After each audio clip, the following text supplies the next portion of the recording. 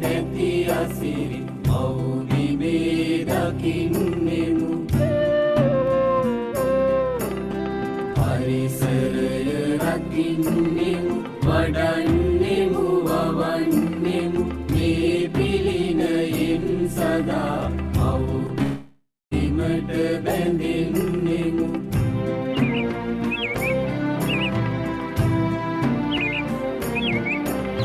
වලාසිඹ ගලා යන නදීදිය නිරතුරුය වන උයන් මල් උයන් පල උයන් විසිතුරුය සිසිලසින් පන පොවන මද පවන පිරිතුරුය පරිසරය රැකෙන දුරු සුබාදම සුමිතුරුය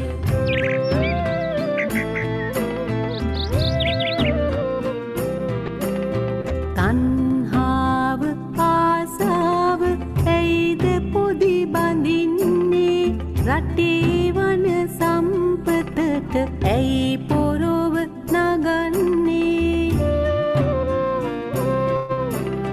සුබාදම කිපුණුදා සත්වග මෙනසින්නේ පරිසරය රකින්නේ මුළු රට නැරකින්නේ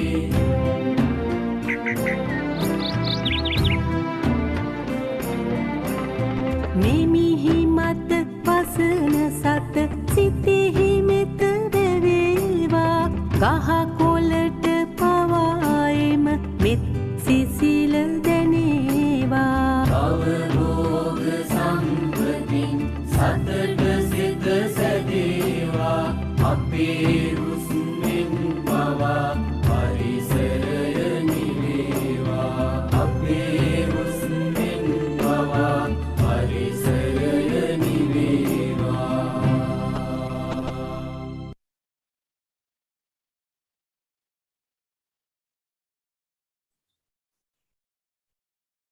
ආයිබෝන් දුන්නේ වන මාව ඇහෙනව නේද? මට පොඩ්ඩක් සපෝට් එකක් දෙන්න චුට්ටක්. ඔගන මාව ඇහෙනව නේද? පොඩි මැසේජ් එකක් හරි දාමු. ඔව් සර් ඇහෙනවා. හරි. එහෙනම් අපි අද සාකච්ඡාව මේ විදිහට ආරම්භ කරන්න උත්සාහ කරන්නේ. එතකොට මේ අපි ඉක්මන් ඉන්ස්ටිටියුට් එකත් එක්ක සම්බන්ධ වෙලා උසස් පෙළ විශේෂයෙන් 2022 උසස් පෙළ විභාගයට මුහුණ දෙන දරුවන්ට පුනරීක්ෂණ පාඨමාලාව තමයි මේ විදිහට ඔබත් එක්ක ආරම්භ කරන්න සූදානම් වෙන්නේ. හරි. ඉතින් පුතේ දැන් අපිට තියෙන්නේ අභියෝගාත්මක ගමනක් නේද? ඒ කියන්නේ අපි මේ දක්වා පුරුදු වෙලා හිටපු රටාව නෙවෙයි අද අපි වුක්ති විදින්නේ නේද? අපි මේ අද ගමන් කරන්නේ අපි සුපුරුදු ජීවන රටාවෙන් වෙනස් වූ ක්‍රමවේදයක. ඒ නිසා අද වෙනකොට මේ ඔන්ලයින් කරණයත් එක්ක දරුවෝ ලොකු මානසික පීඩනයකින් ඉන්නවා අපි දකිනවා. ඒ නිසා ඒ මානසික පීඩනය අවම වෙන ආකාරයෙන් අපි මේ පරීක්ෂණ මාලාව සංවිධානය කරගෙන ඉස්සරහට පවත්වාගෙන යනවා. ඉතින් කතා බහක් ඕනේ නැහැ. අපි පරීක්ෂණ පාඨමාලාව මේ විදිහට ආරම්භ කරමු. හරි. පුතේ අපි දකිනවා උසස් පෙළ විභාගයේදී භූගෝල විද්‍යාව ප්‍රශ්න පත්‍රය ගැන කතා කරන්නේ. ප්‍රශ්න පත්‍ර දෙකක් විදිහට තමයි මේ විභාගයේ සකස් වෙලා තියෙන්නේ. ලකුණු 100 හිමි වෙන ප්‍රශ්න පත්‍ර දෙකක් තමයි ඔබට හිමි වෙන්නේ. ඒ සම්පූර්ණ ලකුණු 200 අරගෙන නැවත 100ට වටේලා තමයි ඔබට ලකුණු හම්බෙන්නේ. හරි. ඉතින් මේ ප්‍රශ්න පත්‍ර දෙක ගත්තොත් එහෙම සුවිශේෂී අනන්‍යතාවයන් දෙකක් පිළිබඳ කරන ප්‍රශ්න පත්‍ර දෙකක්. හරි. හරි. පළමු කොටස සහ දෙවෙනි කොටස විදිහට ප්‍රශ්න පත්‍ර දෙක අපි මූලික වශයෙන්ම පළමු ප්‍රශ්න පත්‍රය සහ දෙවෙනි ප්‍රශ්න පත්‍රය විදිහට ප්‍රශ්න පත්‍ර දෙක හඳුනගන්න. හරි. එතකොට දැන් අපි දකින විදිහට බොහෝ දෙනෙක් අපි අමාරුයි කියලා ළමයි තුන මතයක් තියෙන්නේ මේ පළමු ප්‍රශ්න පත්‍රය තුල. පළමු ප්‍රශ්න පත්‍රය තුල තමයි යම් අමාරුයි කියලා මතයක් තියෙන්නේ. හරි. ඒකට හේතුව මම ඉස්සරහට පැහැදිලි කරන්න. හරි. දැන් මේ වෙනකොට ළමයි 29 දෙනෙක් 28 දෙනෙක් නෙවෙයි ඉන්නවා හරියට. හරි. දැන් මම හිතනවා බහුතරයක් තවමත් දන්න මතය තමයි පළමු ප්‍රශ්න පත්‍රය තමයි අමාරුයි කියන මතය. හරි. මම පේපර් එකේ හැදෙන ස්ට්‍රක්චර් කරන්නේ පැහැදිලි කරමින් යන්නේ ඔබත් එක්ක. එතකොට ප්‍රශ්න පත්‍ර දෙකක් විදිහට තමයි ඔබට ප්‍රශ්න පත්‍රේ හම්බෙන්නේ. කියන්නේ දවස් දෙකකට තමයි මේ ප්‍රශ්න පත්‍රේ තියන්නේ. පළමු කොටස සහ දෙවෙනි කොටස කියන මේ දෙක දවස් දෙකකට තමයි තියෙන්නේ. හරි. ඔබ දන්නවා නේද භූගෝල විද්‍යාව ප්‍රශ්න පත්‍රයේ සෑම අවුරුද්දකම තියෙන අන්තිමට. හරි. මීඩියා කියන සබ්ජෙක්ට් එක වලින් තමයි භූගෝල විද්‍යාව ප්‍රශ්න පත්‍ර මේ දෙක හම්බෙන්නේ.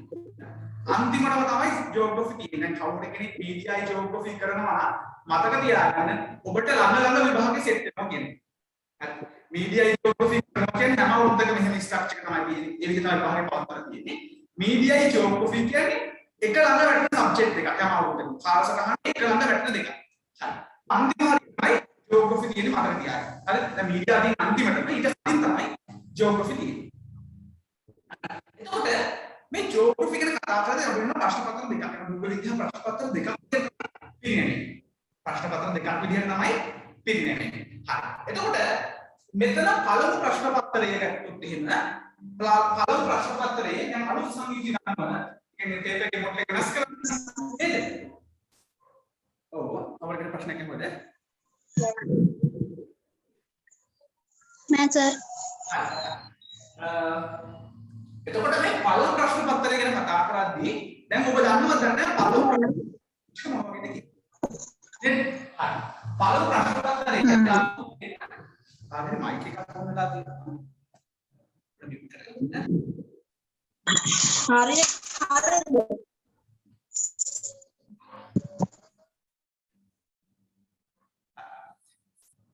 එතකොට මේ පළමු ප්‍රශ්න පත්‍රය ගත්තාම පළමු ප්‍රශ්න පත්‍රයේ අපි කොටස් තුනක් හඳුනා ගන්නවා. පළමු ප්‍රශ්න පත්‍රයේ කොටස් තුනක් හඳුනා. හරිද? ඒක තමයි පළමු කොටස තමයි MCQ 40. MCQ 40. පළමු ප්‍රශ්න පත්‍රයේ කොටස් කිහිපයක් තියෙනවානේ. ඒකේ පළමු කොටස තමයි MCQ 40 කියලා කතා කරන්නේ. උතේ මේ MCQ 40 ගැන කතා කරද්දී මේ MCQ 40 ගැන කතා කරද්දී මේක බලමු MCQ 40 යන්නේ කොහොමද කියලා. MCQ 40 යන්නේ කොහොමද කියලා පොඩ්ඩක් බලමු. හරි. මේකේ MCQ 15ක්. MCQ 15ක්. MCQ 15ක් ප්‍රායෝගික භූගෝල විද්‍යාවෙන් හැදෙනවා. MCQ 15ක් sorry 10ක්. MCQ 10ක්. 40න් MCQ 10ක් ප්‍රායෝගික භූගෝල විද්‍යාවෙන් හැදෙනවා. ඉතින් 15 ඉතින් 30 15 කොටස් දෙකක් විතර හඳුනා ගන්න පුළුවන්. කොටස් දෙකක් හඳුනා ගන්න පුළුවන්. එක 15ක්. එක 15ක් හැදෙන්නේ භෞතික භූගෝල විද්‍යාවෙන්. භෞතික භූගෝල විද්‍යාවෙන්.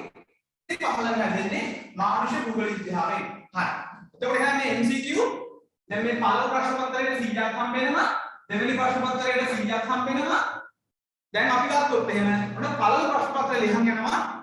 පළමු ප්‍රශ්න පත්‍රයේ පළමු කොටසේ MCQ 40ක් තියෙනවා. එකට එක බැගින් ලකුණු 40යි.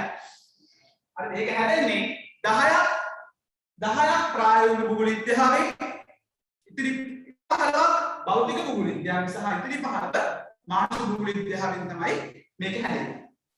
හරිද? මේක හැදෙන්නේ. හරි. එතකොට තව ලකුණු 60ක් අපි උපයාගත යුතුයි. තව 60ක් තියෙනවනේ. නේද? මේ MCQ 40 කතා කරා. ඉතිරි 60 කොහොමද හම්බෙන්නේ පළමු ප්‍රශ්න පත්‍රයේ? ඒක චුට්ටක්. හරි. උදේ අලුතෙන් සංගීතයට එකතු කරා තව කොටසක්. ඒ තමයි දැන් 150 කොහොමද අනිවාර්යයි. 150 සිතියම් විවරණයේ කියන ප්‍රශ්න කොටස අනිවාර්යයි. 150 සිතියම් විවරණයේ කියන කොටස අනිවාර්යයි. එතනද කීයක් හම් වෙනවද? එතනද කීයක් හම් වෙනවද? දැන් 60ක් තියෙනවනේ. මෙතනද 15යි. ඊට පස්සේ සිතියම් ලකුණු කිරීම. සිතියම් ලකුණු කිරීම එකක් තියෙනවා නේද? මේක අලුතෙන් පේපර් එකට එකතු වෙච්ච කොටස. ස්ට්‍රක්චර් එකට අලුතෙන් එකතු වෙච්ච කොටස. සිතියම් ලකුණු කිරීම කියලා කොටසක් තියෙනවා. ඒකට එක බැගින් ලකුණු 10යි. ඒ කියන්නේ ස්ථාන 10ක් ලකුණු කරන්න වෙනවා. ලකුණු එක බැගින් ලකුණු එක බැගින් ලකුණු 10යි. එතකොට මෙතන 25යි නේද? 5යි 10යි 25යි 25යි 40යි නේනකොට 65ක් බෙදලා අවසාන. හරිද? 65ක් බෙදලා අවසාන. ඉතුරු ටික හම් වෙන්නේ මොනවටද? ඉතුරු ටික හම්බෙන්නේ මොනවද? ඉතිරි ටික තෝරා ගැනීම කොටස් තමයි තියෙන්නේ. තෝරා ගැනීම කොටස් තමයි තියෙන්නේ. සංඛ්‍යාණය ඊළඟට අපි කතා කරනවා නවතාක්ෂික සිද්ධාන්ත නිර්මාණ ශිල්ප ක්‍රම සහ ප්‍රස්තාර කියන කොටස් වලින් තමයි ඉතිරි ඒවා ප්‍රශ්න යොමු වෙන්නේ. ඒකට ඉතිරි කොටස් දෙකක් තෝරගෙන ඔබ ප්‍රශ්න කිහිපයක් තුනක් විතර හම්බ වෙනවා. ඒ තුනෙන් ප්‍රශ්න දෙකක් තෝරගෙන ඔබ පිළිතුරු ලියවිය යුතුයි. ඒකට තමයි මේ කියන සමස්ත ලකුණු ටික ඔබට හම්බෙන්නේ. හරි. එතකොට මේ පළමු ප්‍රශ්න පත්‍රයේ අමාරුයි කියන ප්‍රධානතම හේතු සාකරණ එකක් තමයි සිද්ධාන්ත නිර්ණය කොට දෙනෙක් තමයි. ඊළඟට අපි ගත්තොත් එන ස්ථාන ලකුණු කිරීම කොට දෙනෙක් තමයි. ඊළඟට ඒ බහුවර්ණ කොට සමහර කට්ටියට අමාරුයි. ඊළඟ හේතුව තමයි සංඛ්‍යානේ ප්‍රායෝගික භූගෝල විද්‍යාව ආශ්‍රිත සංඛ්‍යානේ හරි නවතාක්ෂික සිද්ධාන්ත නිර්මාණ ශිල්ප ක්‍රම හරි ඊළඟට ප්‍රස්තාර දරුවන්ට අමාරු හරි ඒ ඔය ටික මම හිමින් සැරේ ලියලා කියලා දෙන්න හරිද බය වෙන්න එපා එතකොට මම ඔය ටික හිමින් ලියලා ඔබත් එක්ක සාකච්ඡා කරනවා මේ පුනරීක්ෂණ පාඩම් මාලාව තුන හරි ඊළඟට පුතේ දැන් දෙවෙනි කොටසට අපි යමුකෝ දෙවෙනි කොටසේ ලකුණු 20 දැනගන්න. දෙවෙනි කොටසේ ලකුණු 100ක් නෑ පළවෙනි කොටසේ ලකුණු 100කට කතා කරා. පළවෙනි කොටසේ ලකුණු 100කට කතා කරනවා එක්ක. මේ ස්ට්‍රක්චර් එක මුලින්ම කියලා ඒ ආරම්භ කරනවා. නැත්නම් පේපරේ මොකක්වත් දන්නේ නැහැ සමහර අය. පේපර්ස් බලලවත් නැහැ නේද සමහර අය. මේ පාස් පේපර් එකක් දැකලවත් නැහැ සමහර අය. හරි. එතකොට දෙවෙනි කොටස ගැන කතා කරද්දී දෙවෙනි කොටසේ ලකුණු 100යි. මේක හම්බෙන්නේ ලකුණු 20 ප්‍රශ්න පහක් පොඩ ලිපියේ ඉතිරි. හරි. 20 පහක් ලියන්න ඕනේ. එතකොට පේපර් එකේ කොටස් දෙකක් තියෙනවා. දෙවෙනි පේපරේ ඇතුලේ කොටස් දෙකක් තියෙනවා. භෞතික භූගෝල විද්‍යාව කියන සහ මානසික භූගෝල විද්‍යාව කියලා. භෞතික භූගෝල විද්‍යාව මානසික භූගෝල විද්‍යාව කියලා කොටස් දෙකක් තියෙනවා. හරිද? එතකොට පුතේ මේකේ මේ ප්‍රශ්න පහට උත්තර ලියන්නේ කොහොමද කියන ගත්තොත් එහෙම එක කොටසකින් අවමය හරි එක කොටසකින් භෞතික භූගෝල විද්‍යාවෙන් හෝ මානසික භූගෝල විද්‍යාවේ අවමය ප්‍රශ්න දෙකක් තෝරා ගනිමින් පහකට පිළිතුරු සපයන්න ඕනේ. ඒ කියන්නේ ඔබ කැමති භෞතික භූගෝල විද්‍යාවට නම් වැඩිපුර රුචිකත්වයක් තියෙන මට ලියා ගන්න පුළුවන් නම් දැන් මේ පේපරේ දුන්නාට පස්සේ හොඳ ප්‍රශ්න ටිකක් මට ලියන්න පුළුවන් ප්‍රශ්න ටිකක් දෙන්න භෞතික භූගෝල විද්‍යාව කියලා ඔයාලට තේරුනොත් එහෙම ඕගොල්ලන්ට භෞතික භූගෝල විද්‍යාවෙන් තුනක් තෝරා ගන්න පුළුවන්. අවමය මානසික භූගෝල විද්‍යාවෙන් දෙකක් තෝරා ගන්න යන්න පුළුවන්. යම් කිසි කෙනෙක්ට හොඳට ෆීල් උනේ තමන්ට හොඳට ලියා ගන්න පුළුවන් මේ මානසික භූගෝල විද්‍යාව නම් මානසික භූගෝල විද්‍යාවෙන් තුනක් තෝරගෙන භෞතික භූගෝල විද්‍යාවෙන් දෙකක් තෝරා ගන්න පුළුවන්. හරි මම කියන්නේ ඔබට තේරෙන්නේ නැහැ. ප්‍රශ්න පහකටම පිළිතුරු සැපිය යුතුයි. අවමය ප්‍රශ්න පහකටම පිළිතුරු සැපිය යුතුයි. අවමය කොටසකින් එක කොටසකින් ප්‍රශ්න දෙකක්වත් තෝරගෙන ඔබ පිළිතුරු සැපිය යුතුයි. ඔක තමයි මේ කාරණා. හරිද? එතකොට ඔය කියන කාරණා ටික තමයි අපි මේ පේපර් ස්ට්‍රක්චර් එක කියලා කතා කරන්නේ. එහෙනම් මේ කියන රාමුවට ඔබ පිළිතුරු සැපිය යුතුයි. ඔබ විභාගයට ගියහම එහෙනම් ඒකට අවශ්‍ය පදනම සකස් කරගමු විෂය නිර්දේශය ඇතුලේ. හරිද? හරි. එතකොට දැන් අද මම ඔබත් එක්ක රිවිෂන් එකේ කතා කරන්න බලාපොරොත්තු වෙන්නේ. ඔබත් එක්ක මේ පළමු මේකේ සෙමිනාර් එකේ මේ කතා කරන මේ සම්මන්ත්‍රණය ඔබත් එක්ක කතා කරන්න බලාපොරොත්තු වෙන්නේ. මේ කියන භෞතික භූගෝල විද්‍යාවේ එක පාඩමක් වෙන භූරූප කියන එක. සමස්තයක් විදිහට මේ පැය දෙක පුරාවට ඔබ දන්නවා සාමාන්‍යයෙන් ඔබ ගියාවුරුද්ද ඉගෙන ගන්න නැති මේ පාඩම මාසයක් එක වැඩි කාලයක්. හරිද? එතකොට මේ මාසයකට වැඩි කාලයක් තුල ඉගෙනගත්ත භූරූප විද්‍යාව පාඩම මට පැය දෙකක් තුල රිවිෂන් එකක් කරලා අවසන් කරන්න බෑ. ඒනිත් මම අද කතා කරන්න තියෙන අන්තර්ජාල බලවේග ගැන විතර. නේද? හරි. ඉතින් අපි මේක පොඩ්ඩක් ලියහම දරුවන්ට ප්‍රශ්න තියෙන පාඩමක්. ඒ නිසා අපි මේක චුට්ටක් පොඩ්ඩක් ලියහම. හරි. දැන් එහෙනම් මේ ස්ට්‍රක්චර් එක සම්බන්ධයෙන් කාටද ගැටලුවක් තියෙනවා නම් මැසේජ් එකක් දාලා තියන්න. මැසේජ් එකක් දාලා තියන්න. මම හිතනවා ඔයාලට දල අවබෝධයක් හම්බෙන්නේ නැති කියලා. ඒතර පළමු කොටස ලකුණු 100යි දෙවෙනි කොටස ලකුණු 100යි 200ෙන් හම්බෙලා දෙකට බෙදලා තමයි ලකුණු හම්බෙන්නේ. ඒතර පළවෙනි කොටසේ තමයි අනිවාර්ය කොටස් තියෙන්නේ අපිට අලන්න බැරි කොටස් තියෙන්නේ පළවෙනි කොටසේ. දෙවෙනි කොටසේ අපිට ඕනේ තෝරා ගැනීම තියෙනවා. දැන් පළවෙනි කොටසේ ඔබට තෝරා ගැනීම සීමිතයි. තුන්වෙනි කොටසේ තමයි තෝරා ගැනීම තියෙන්නේ. අනිත් කොටස් වල තෝරා ගැනීම නැහැ. නිසා ඔබ අනිවාර්යයෙන්ම සිලබස් එකේ හැම කාරණයක් ගැනම හොඳට අවධානයෙන් පසුබිම ඉතාම වැදගත් කියන දේ මතක තියාගන්න ඕනේ. හරි. අපි එහෙනම් ඉස්සරහට යමු. අද අපි කතා කරලා ලක්ෂණ පාඩම තමයි භූරූප. භූරූප. හරි. ඉතින් මගේ පුතේ බලමු භූරූප කියන්නේ මොනවද කියලා. හරි. භූරූප. හරි. පුතේ භූරූප කියන්නේ මොනවද? ඔව්. හරිද? සිතියම් ලකුණු කිරීම ගැන කතා කරද්දී ඔයගලන්ට සිතියම් දෙනවා. සිතියමක් දෙනවා. හරි. සිතියමක් දෙනවා. දැන් ඔබ මම තව කාරණයක් කියන්නම්. ඔබ ප්‍රශ්න පත්‍රය ලියන්න යද්දී ඔබේ හැකියාවන් පෙන්වන්න. නේද? අනිත් කෙනෙක්ට වඩා සුවිශේෂී වෙච්ච උත්තර පත්‍රයක් ඔබ ලියන්න ඕනේ අනිවාර්යෙන්ම. අන්න දැන් ප්‍රශ්නේ අහපු වෙන්න කියන්න. ළමයි 50000කට වැඩි ප්‍රමාණයක් ගිය භූගෝල විද්‍යාව ලියනවා සමස්ත දිවයිනෙන්ම. මතක තියාගන්න. හරි. 50000කට වැඩි ප්‍රමාණයක් මේ සමස්ත දිවයිනෙන්ම භූගෝල විද්‍යාව ප්‍රශ්න පත්‍රයට පෙනී සිටිනවා.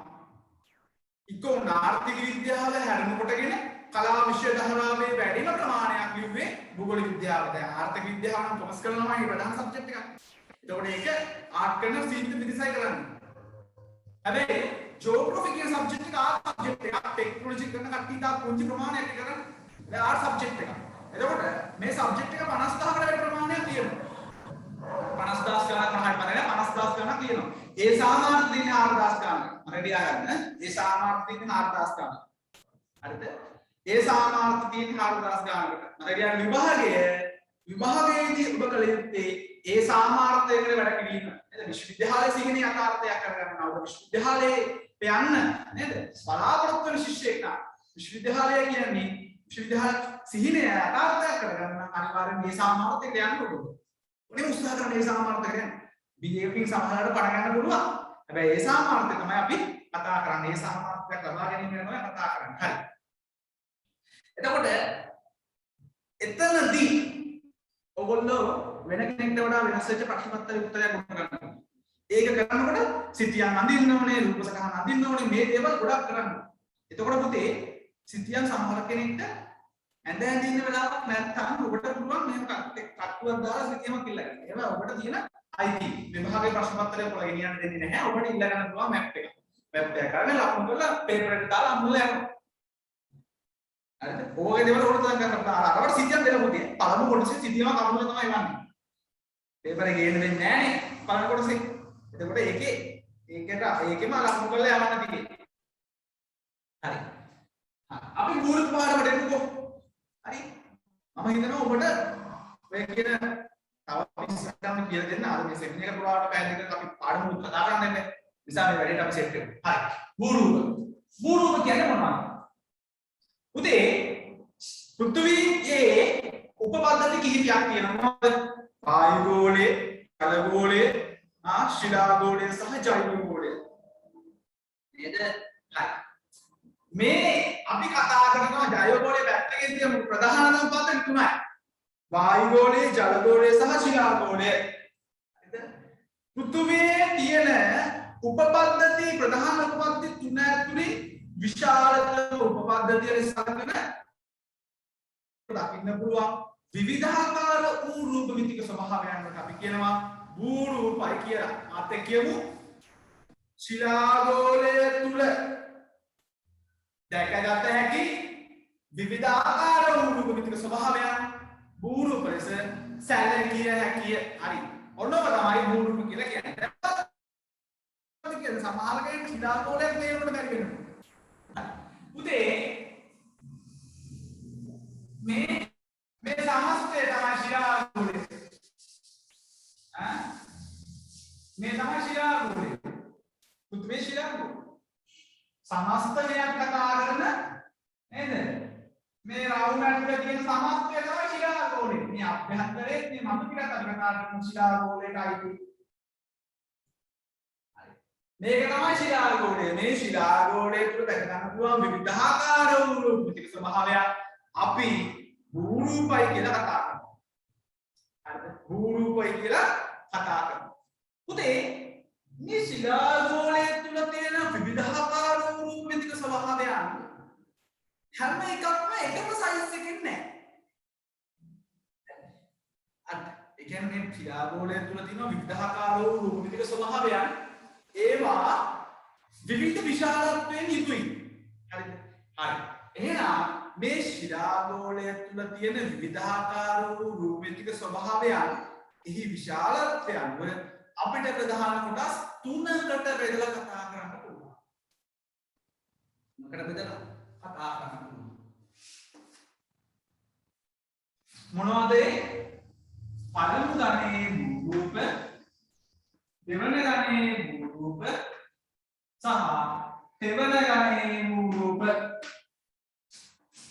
පළමු ගණයේ රූප, දෙවන ගණයේ රූප, තෙවන ගණයේ රූප.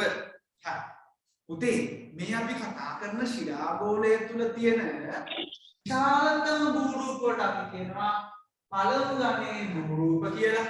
මධ්‍යම සයිස් එක යන මැද හරිය විශාලත්වයක් වෙන රූප වලට අපි කියනවා දෙවන ගණයේ රූප කියලා. කුඩාම රූප වලට අපි කියනවා තෙවන ගණයේ රූප කියලා. හරි මාත් එක්ක ආයෙ පාරක් මේක කතා කරමුකෝ. හරි.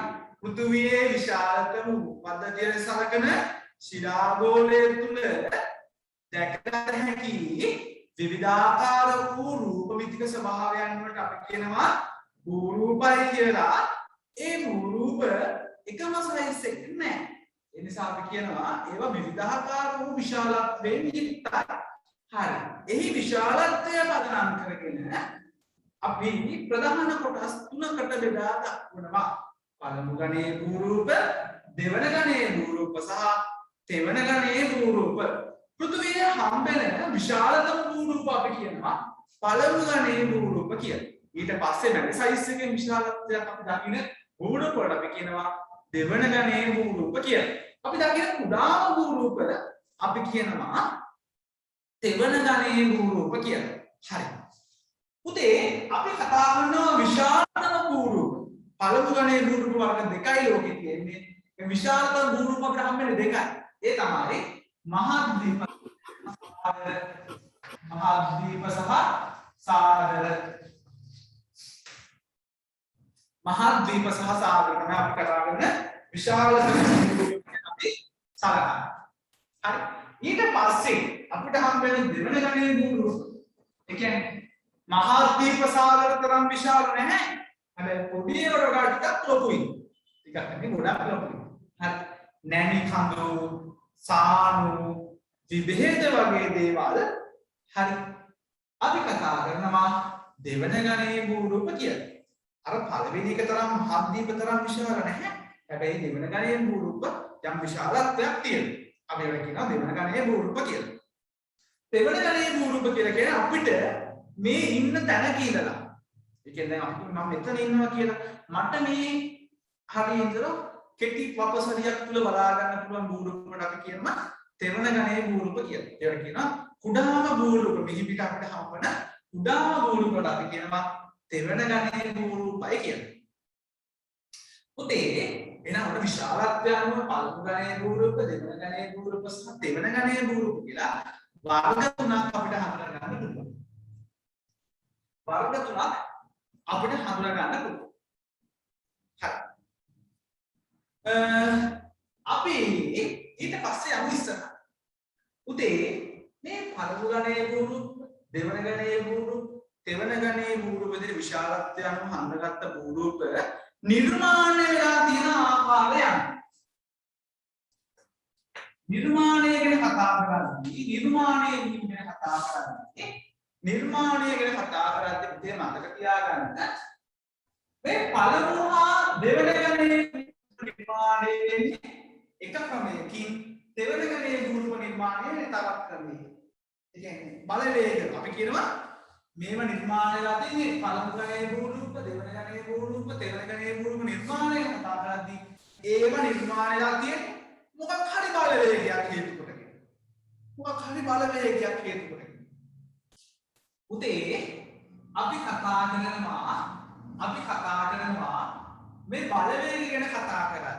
පළමු හා දෙවන ගණයේ භූරූප නිර්මාණය වෙලා තියෙන්නේ අන්තර්ජන්‍ය බලවේග හේතු කොටගෙනලු. අන්තර්ජන්‍ය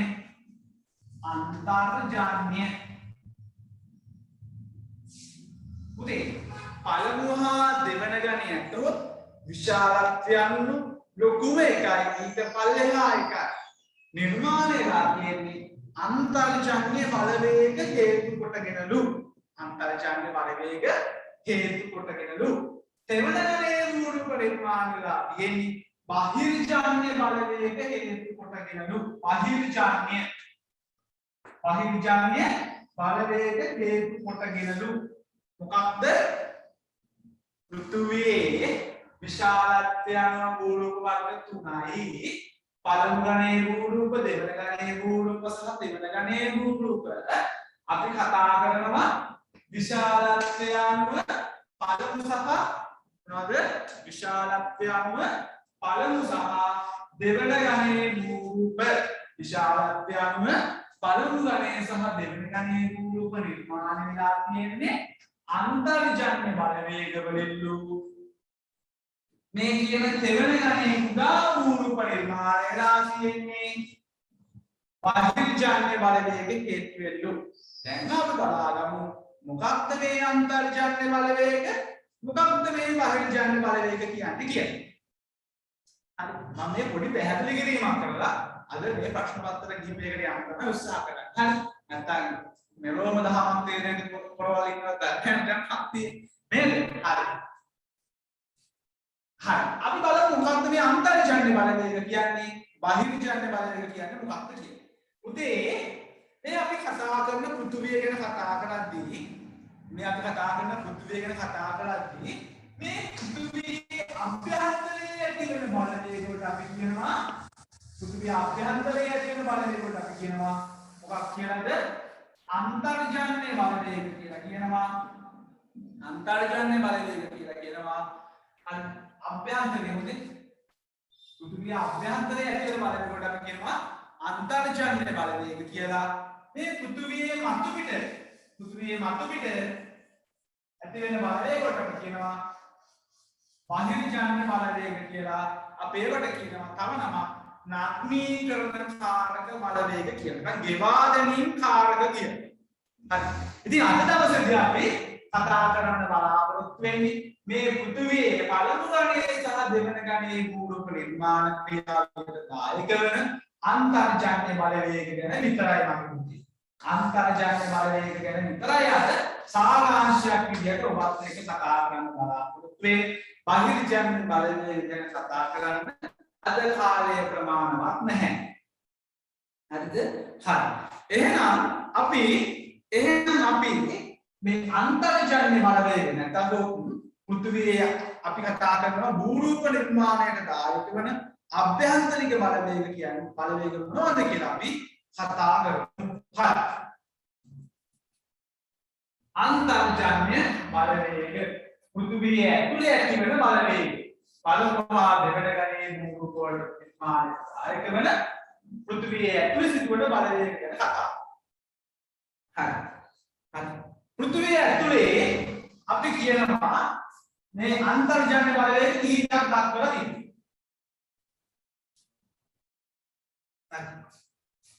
බලන්න ටියුට් එක දැන් ටියුට් එක දිහා ගන්නකො දැන් ටියුට් එක හැමෝටම දැම්මනේ නේද?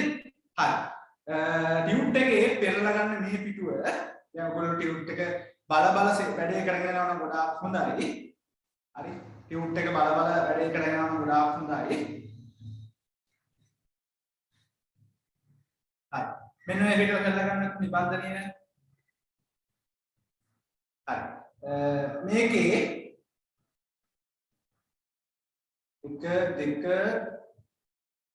දෙවෙනි පිටුවේ අන්තිම හරිය දැන් පෙන්නලා ගන්න. දෙවෙනි පිටුවේ අන්තිම හරිය. හරි. පුතේ දෙවෙනි පිටුවේ අන්තිම හරියනේ අන්තර්ජන්‍ය බලවේග කියන්නේ බලවේග මොනවද කියලා දක්වලා තියෙනවා. පෘථිවියේ ඇතුළේ ඇතිවන බලවේගය. හරි. පළවෙනි එක මොකක්ද දක්වලා තියෙන්නේ?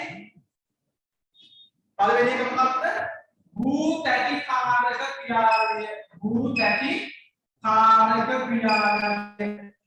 භූ භූතකාරක ක්‍රියාවලිය අන්තර්ජන්‍ය බලවේගය භූරූප නිර්මාණ ක්‍රියාවලියට දායක වෙනවා. හරිද? භූරූප නිර්මාණ ක්‍රියාවලියට දායක වෙන ප්‍රධාන අපි අන්තර්ජන්‍ය බලවේගයක් විදිහට කතා කරනවා භූතකාරක ක්‍රියාවලිය. ඊළඟට භූචලන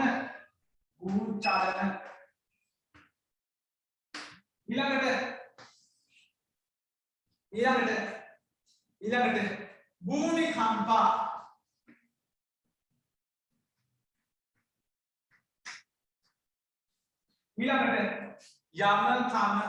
යමකම පෘථිවිය අභ්‍යන්තරයේ ක්‍රියාත්මක වන අන්තර්ජන්‍ය බලවේග හතරක් තමයි මේ තියෙන අභ්‍යන්තරයේ ක්‍රියාත්මක බලවේග.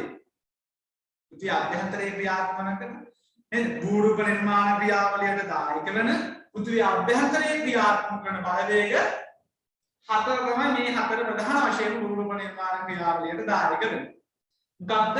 භූතනිකාරක ක්‍රියාවලිය, භූචලන, භූමිකම්ප, යමකම.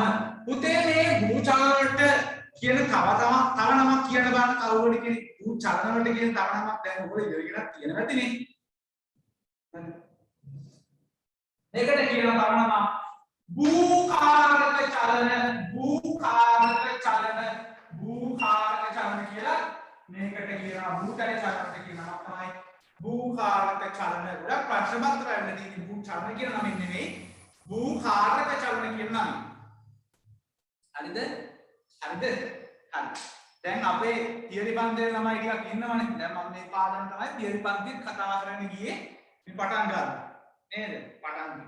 දැන් ඒගොල්ලන්ට තියරි පාඩමේදී මේ රිවිෂන් එකත් එක්ක මේක යනවා. එතකොට ගන්න ගොඩාක් අවබෝධ වෙයි. හරි. භූතනිකාරක චලන, භූචලන, භූමිකම්ප සහ යමකම කියන තමයි මේ අන්තර්ජන්‍ය බලවේග. හරි. ඒ හතර දැන් ඔයගොල්ලන්ගේ නිබන්ධනයේම දාලා තියෙනවා. හරි. ඊට පස්සේ බලන්න පුතේ ඊට පස්සේ කියනවා මේ අභ්‍යන්තරයේ ඇතිවන මේ අභ්‍යන්තරයේ මේ තියෙන අන්තර්ජන්‍ය බලවේග ගැන කතා කරද්දී මේ අභ්‍යන්තරයේ ඇතිවන බලවේග ගැන කතා කරද්දී ඔබට පැහැදිලිව කියලා තියෙනවා මම ප්‍රධාන කාරණයක්. මේක ටිප් එකේ මේ හදපු කෙනා පොඩ්ඩක් පැත්ත මාරු වෙලා තියෙනවා. ඒක හදලේ වන්නම් ආයි පාරක්. හරිද? ආයෙත් හදලේ වන්නම්.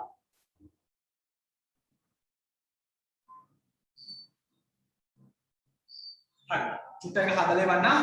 මම කියනවා ප්‍රධාන වශයෙන්ම මේ තුන තමයි භූතකාරක ක්‍රියාවලිය, භූචලන, භූමිකම්ප සහ යමකම තමයි මේ අභ්‍යන්තරයේ භූරූප නිර්මාණ ක්‍රියාවලියට දායක වෙන්නේ කියන්නේ.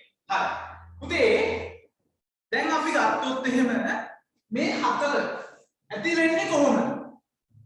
මේ අන්තර්ජන්‍ය බලවේග ඇති වෙන්නේ කොහොමද කියන චුට්ටක් අපි කතා කරමු. හරි.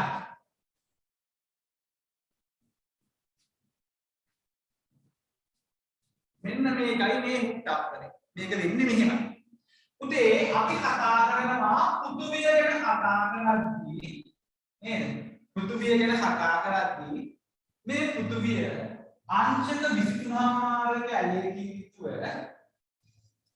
23මාරක ඇලයකින් යුතුව මොකක්ද වෙන්නේ? මොකක්ද වෙන්නේ? පරිභ්‍රමණය වෙනවා. භ්‍රමණය නෙමෙයි පරිභ්‍රමණය නෙමෙයි. තමා වටා කැරකෙමින් සූර්යයා වටා ගමන් කරනවා. අපි කියන තමා වටා කැරකෙමින් භ්‍රමණය, තමා වටා කැරකෙමින් සූර්යයා වටා ගමන් කියන පරිභ්‍රමණය කියලා කතා කරනවා.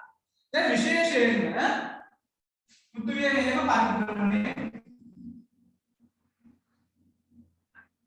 පෘථිවිය මෙහෙම පරිභ්‍රමණය ඊට අමතරව සූර්යාලෝකය මෙහෙම පෘථිවිය වෙත පැමිණෙනවා.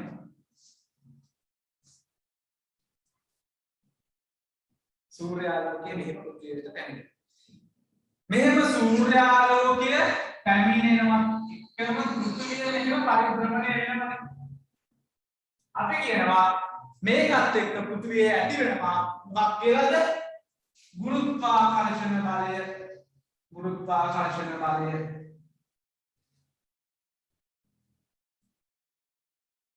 ගුරුත්වාකර්ෂණ බලය උත්පාදනය වෙනවා. මේ ගුරුත්වාකර්ෂණ බලයත් එක්ක මේ උඩ තියෙන කොහොම බර ටික හම්බෙන්නේ කොහෙටද? මේ පෘථිවියේ සමස්ත බර හම්බෙන්නේ කොහෙටද? මෙන්න මෙහෙට.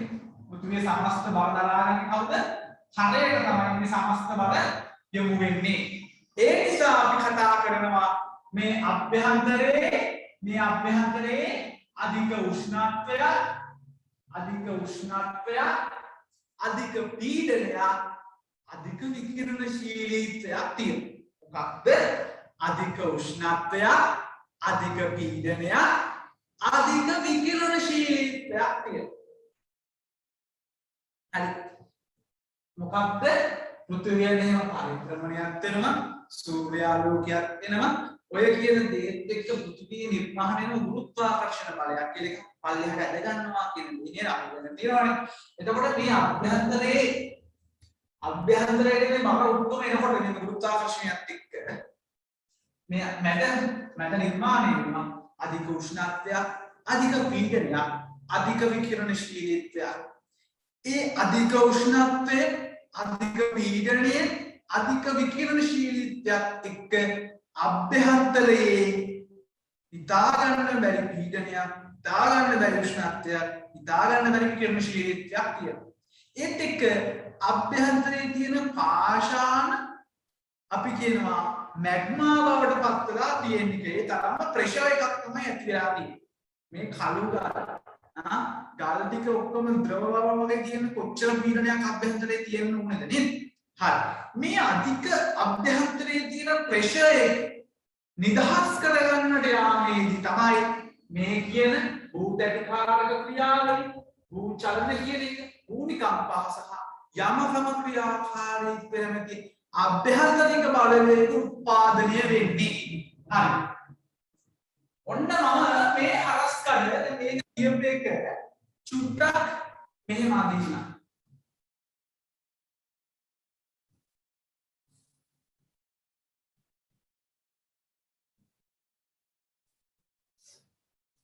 හරි. මේකෙන් කෑල්ලක් කපලා මම මෙහෙම හරස්කඩක් දානවා. හරස්කඩක් දානවා.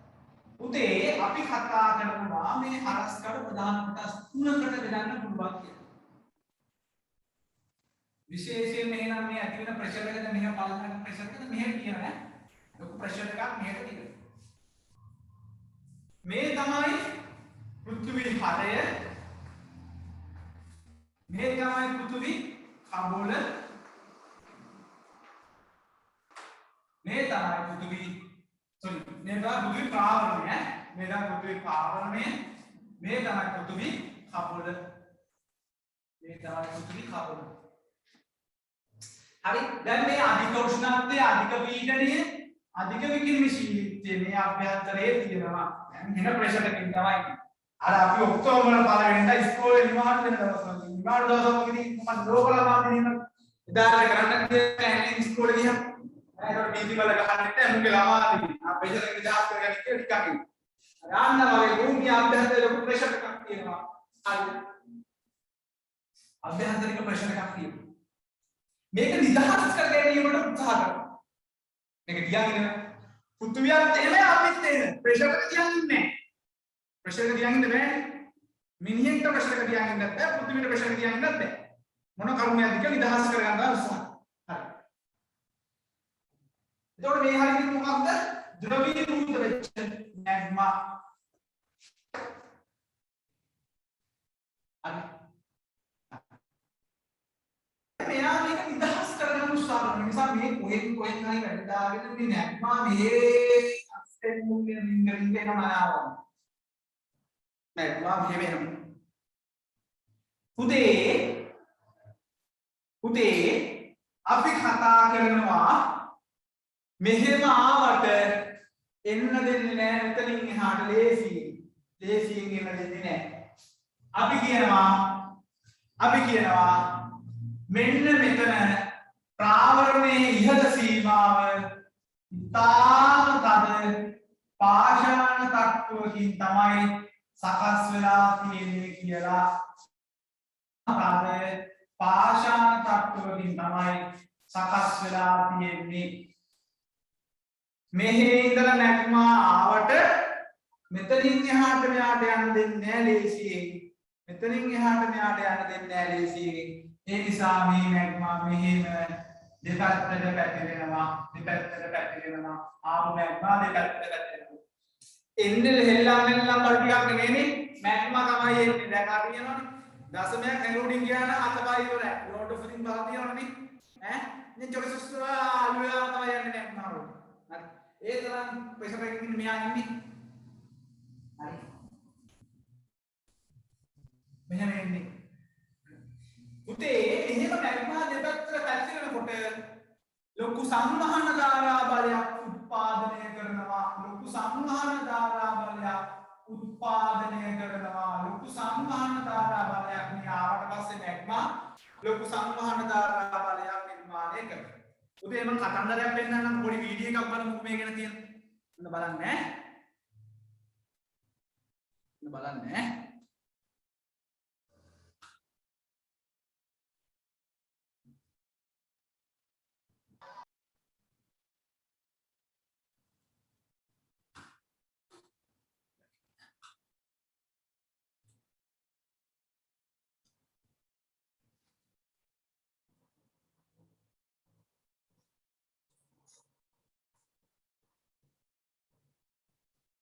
පොඩි වීඩියෝ එකක් පෙන්නන්න.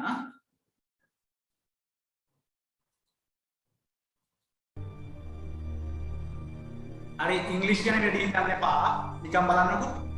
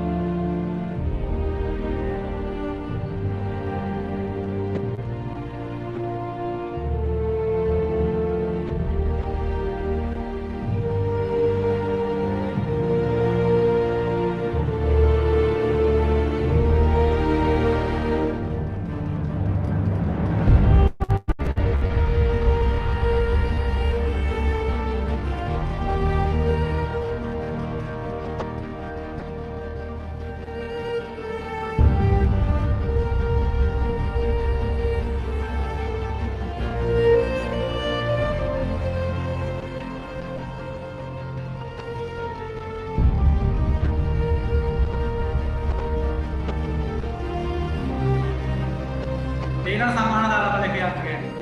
මොන සම්මාන දාලා කියන්නේ ටිකක් ඩයග්‍රෑම් එකක් තුලේ.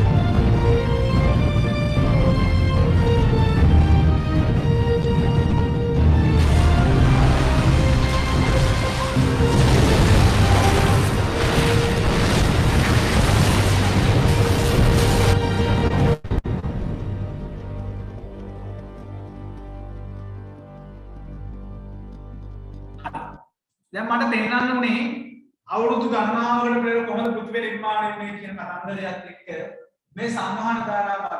දැන් නේද? මේ අපි කතා කරන මේ තනිකරම පාෂාණයක් පෘථිවිය කියන්නේ. පාෂාණය. හරි. තනිකරම පාෂාණය. හරි. මේ අභ්‍යන්තරයේ අධික ලොකු පීඩනයක් තියෙනවා. හරි.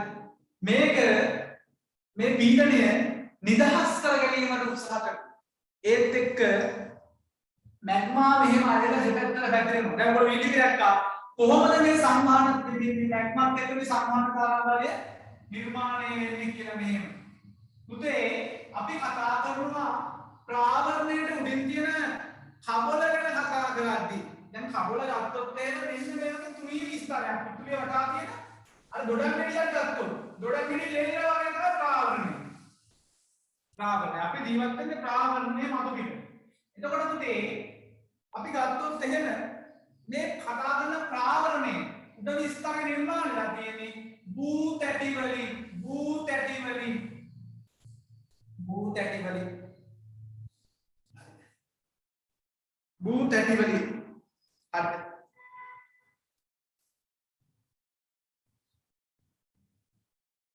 භූ තැටි වලින් තමයි සකස් වෙලා තියෙන්නේ. අන්න අපි කිව්වා පෘථිවිය ඇතුළේ සිදුවන බලවේග භූ තැටි කාර්ය ක්‍රියාවලිය භූ චලන භූමිකම්පා සහ යමකම අන්තර්ජන්‍ය බලවේගය කියලා මම කිව්වා කොහොමද අන්තර්ජන්‍ය බලය හටගන්නේ කොහොමද කියන කතන්දරය කතා කළා. හටගන්නේ කොහොමද? අභ්‍යන්තරයේ අධික උෂ්ණත්වයක් අධික පීඩනයක් අධික විකිරණශීලීත්වයක් තියෙනවා. ඒක නිදහස් කර ගැනීමට උත්සාහ කරනවා. ඒ නිදහස් කර ගැනීමට උත්සාහ කිරීමේදී හරිද? මෙන්න මෙතනට ගම ආවට පස්සේ මෙතනින් එහාට සිදුවන ක්‍රියාවලියත් එක්ක තමයි අර්ථික සක්‍රිය වෙන්නේ. දැන් අභ්‍යන්තරයේ අධික උෂ්ණත්වය අධික පීඩනය අධික විකිරණශීලීත්වය නිදහස් කර ගැනීමට උත්සාහ කරනවා. පුතේ මෙතනින් එහාට මේක ලේසි වෙන්නේ නැහැ. මෙන්න මෙතන ලේසි වෙන්නේ නැති එකත් එක්ක අපි කියන මේ සංවහන ධාරා බලයත් එක්ක මේ කියන සංවහන ධාරා බලයත් එක්ක මේ සියල්ල මේ බලවේග සියල්ල ඇති වෙනවා. මේ බලවේග සියල්ල ඇති වෙනවා. දැන් අපි බලමු පළවෙනි බලවේගය තමයි භූතටි කාර්ය ක්‍රියාවලිය. හරිද? පුතේ මේ භූතටි කාර්ය ක්‍රියාවලිය හේතුවෙන් තමයි අපි කතා කරනවා ප්‍රධාන වශයෙන්ම පළමු ගණයේ භූරූප නිර්මාණය වෙන්නේ. මහද්වීප සහ සාගර කියන ඒවා ප්‍රධාන වශයෙන්ම නිර්මාණය වෙලා තියෙන්නේ භූතටි හේතුවෙන්. ඒ භූතටි එහෙට මෙහෙට තල්ලු වෙලා ගිහිල්ලා තමයි අද අපි කතා කරන මේ පෘථිවියේ මහද්වීප සහ සාගර ටික නිර්මාණය වෙලා තියෙන්නේ. මේ සංවහන ධාරා බලයත් එක්ක කාලයාගේ අවෑමෙන් එහෙට මෙහෙට තල්ලු වෙලා තමයි මේ කියන භූරූප සියල්ල අපි කතා කරන සාගරික සහ මහද්වීපික කොටස නිර්මාණය වෙලා තියෙන්නේ. හරිද? හරි.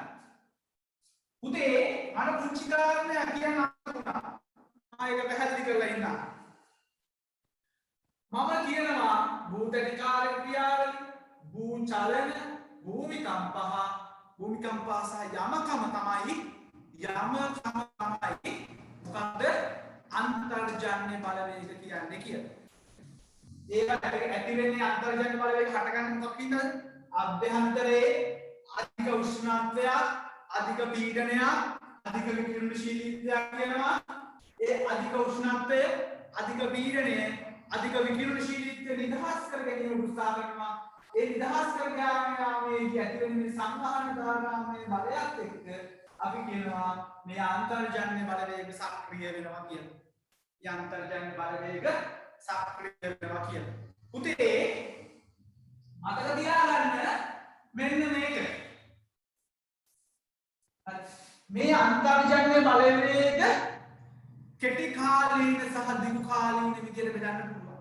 පුතේ භූතටි කාර්ය ක්‍රියාවලිය, භූ චලන කියන ඒවා අපි කියනවා දිගු කාලීන තමයි ක්‍රියාවලියක් තියෙන්නේ. දිගු කාලීන ක්‍රියාවලියක් තමයි තියෙන්නේ. හැබැයි භූමිකම්පා සහ යමකම කියන ඒවා එතරම් කාලයක් ගත වෙන්නේ නැහැ. තංගාලා සිදු වෙනවා.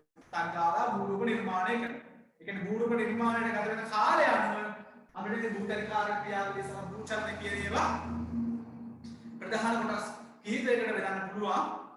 ප්‍රධාන කොටස් කිහිපයකට බෙදන්න පුළුවන්. භූතනිකාරක ක්‍රියාවලිය සහ භූචලන කියන දිගුකාලීන ක්‍රියාවලිය දිගුකාලීන තමයි බලපෑම ඇති වෙන්නේ දුරුක නිර්මාණය කරන දිගුකාලීන භූමිකම්ප සහයම තමයි කියන්නේ කෙටිකාලීන ඇතින දෙයක්. දැන් මම කියනවා සිද්ධිය. හරි. දැන් මෙතන මේ සම්මහන ධාරා බලයක් ඇති වෙනවා කියලා කිව්වනේ. දැන් තීරපත් වෙනවා කතා කරලා. හරි. මෙහෙම සම්මහන ධාරා බලයක් මෙහෙම ඇති වෙනවා. මෙහෙම අධික සම්මහන ධාරා බලයක් ඇති වෙනවා. අපි කියන පුතේ මේ භූතලෙ එතනට සම්බන්ධ වෙලා නෙමෙයි තියෙන්නේ හොඳේ. ප්‍රාවරණයට උඩින් මේ සම්බන්ධ වෙලා නැහැ. මේ සම්මහන ධාරා බලයත් එක්ක අපි කියනවා අර දොඩොල් හැන්දියක් දොඩොල් එකක් මේ නැගිට තියෙනවා මේ එළියේ මේ සම්මහන ධාරා බලයත් එක්ක මේ භූතලෙ ඉස්සිනා මේ තමයි තියෙන්නේ. අපි දැනෙන්නේ නැතුවට පොඩ මෙහෙම මේ තමයි තියෙන්නේ. මෙතන සම්බන්ධ වෙලා නැහැ. අර අපි කියන්නේ කාන්දම් දෙකක් තියෙනවා නේද? ඔයගොල්ලෝ කාන්දම් නේද? මේ අපි කියනවා කාන්දමේ එන සහ එක්කක්ෂ දෙකක් තියෙනවා නේද? උතුර සහ දකුණ. කාන්දමේ ප්‍රතිවිරුද්ධ දෙකක් වෙන ලං කරලා බලමු විසික් කරනවා. කවදාවත් ලං වෙනවද නැහැ? දැකලා තියෙනව නේද ඒක? මෙහෙම දීපම අපේ ලං කරන අමාරු කොච්චර අර විකෘති දෙකක් තමයි එකට එකතු වෙන්නේ. මේ කාන්දමේ එකම දෙකක් වෙන ලං කරලා එකම නෑ එන් අක්ෂර දෙකක් මෙහෙම ලං කරොත් එහෙම කවදාවත් එකට සම්බන්ධ වෙන්නේ නැහැ. මේක ප්‍රතික්ෂේප කරනවා.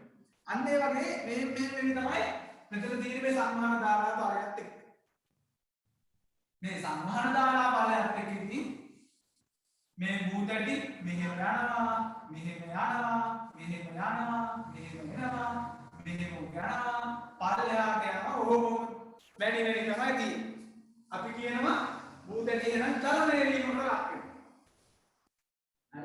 මේ භූතටි චලනය වීමට ලක් වීම හරහා මේ භූතටි එහෙම චලනය වීමට ලක් වීම හරහා අපි කතා කරනවා භූතටි එහෙම චලනය වීමට ලක් වීම හරහා අපි කතා කරනවා පුතේ මොකක් වෙනවා කියලා. භූතටි එහෙම චලනය වීමට ලක් වීම හරහා අපි කතා කරනවා විවිධාකාර රූප නිර්මාණය කරනවා. අපි කියනවා මෙහෙම එකට එකතු වෙනවා මෙහෙම දෙපැත්තට යනවා මෙහෙම යනවා. අපි කියනවා මෙහෙම එකතු වෙනවා අபிසාරි දෙපැත්තට යනවා අපසාරි මෙහෙම වෙනවා තීරයක් කියලා. තැටි මෙහෙම චලනය වීමට ලක් වෙනවා. හරි. අපි මේකට කියන්නේ මොකද්ද? මේ කිව්ව භූතටි කාරක ක්‍රියාවලිය සරලව මතක තියාගන්න. මෙතුන අධික සංවහන ධාරා බලයක් උත්පාදනය වෙනවා. උඩින් තියෙන කබල නිර්මාණය තියෙන භූතටි වලින් මේ භූතටි මේ අධික සංවහන ධාරා බලයත් එක්ක ඒකට මෙහෙට චලනය වෙනවා. අபிසාරි අපසාරි තීරයක් ආකාරයෙන් මෙහෙම චලනය වෙනවා. අපි මේකට කියනවා තැටි භූකාරක ක්‍රියාවලිය කියලා. තැටි භූකාරක ක්‍රියාවලිය කියලා මේකට කියනවා මගේ පුතේ. තැටි භූකාරක ක්‍රියාවලිය කියලා අපි මේකට කියනවා මොකක් කියලාද කියන්නේ? තැටි භූකාරක ක්‍රියාවලිය. හරි. තැටි භූකාරක ක්‍රියාවලිය. පුතේ මේ තැටි භූකාරක ක්‍රියාවලිය කියන එක අන්තර්ජන්‍ය බලවේගය. ප්‍රධාන අන්තර්ජන්‍ය බලවේගය තමයි තැටි භූකාරක ක්‍රියාවලිය. අපි කියවනේ අන්තර්ජන්‍ය බලවේග හතරක් තියෙනවා. එකක් තමයි භූතකාරක ක්‍රියාවලිය, අනිත් එක තමයි භූචලන, අනිත් එක තමයි භූමිකම්ප සහ යමකම්.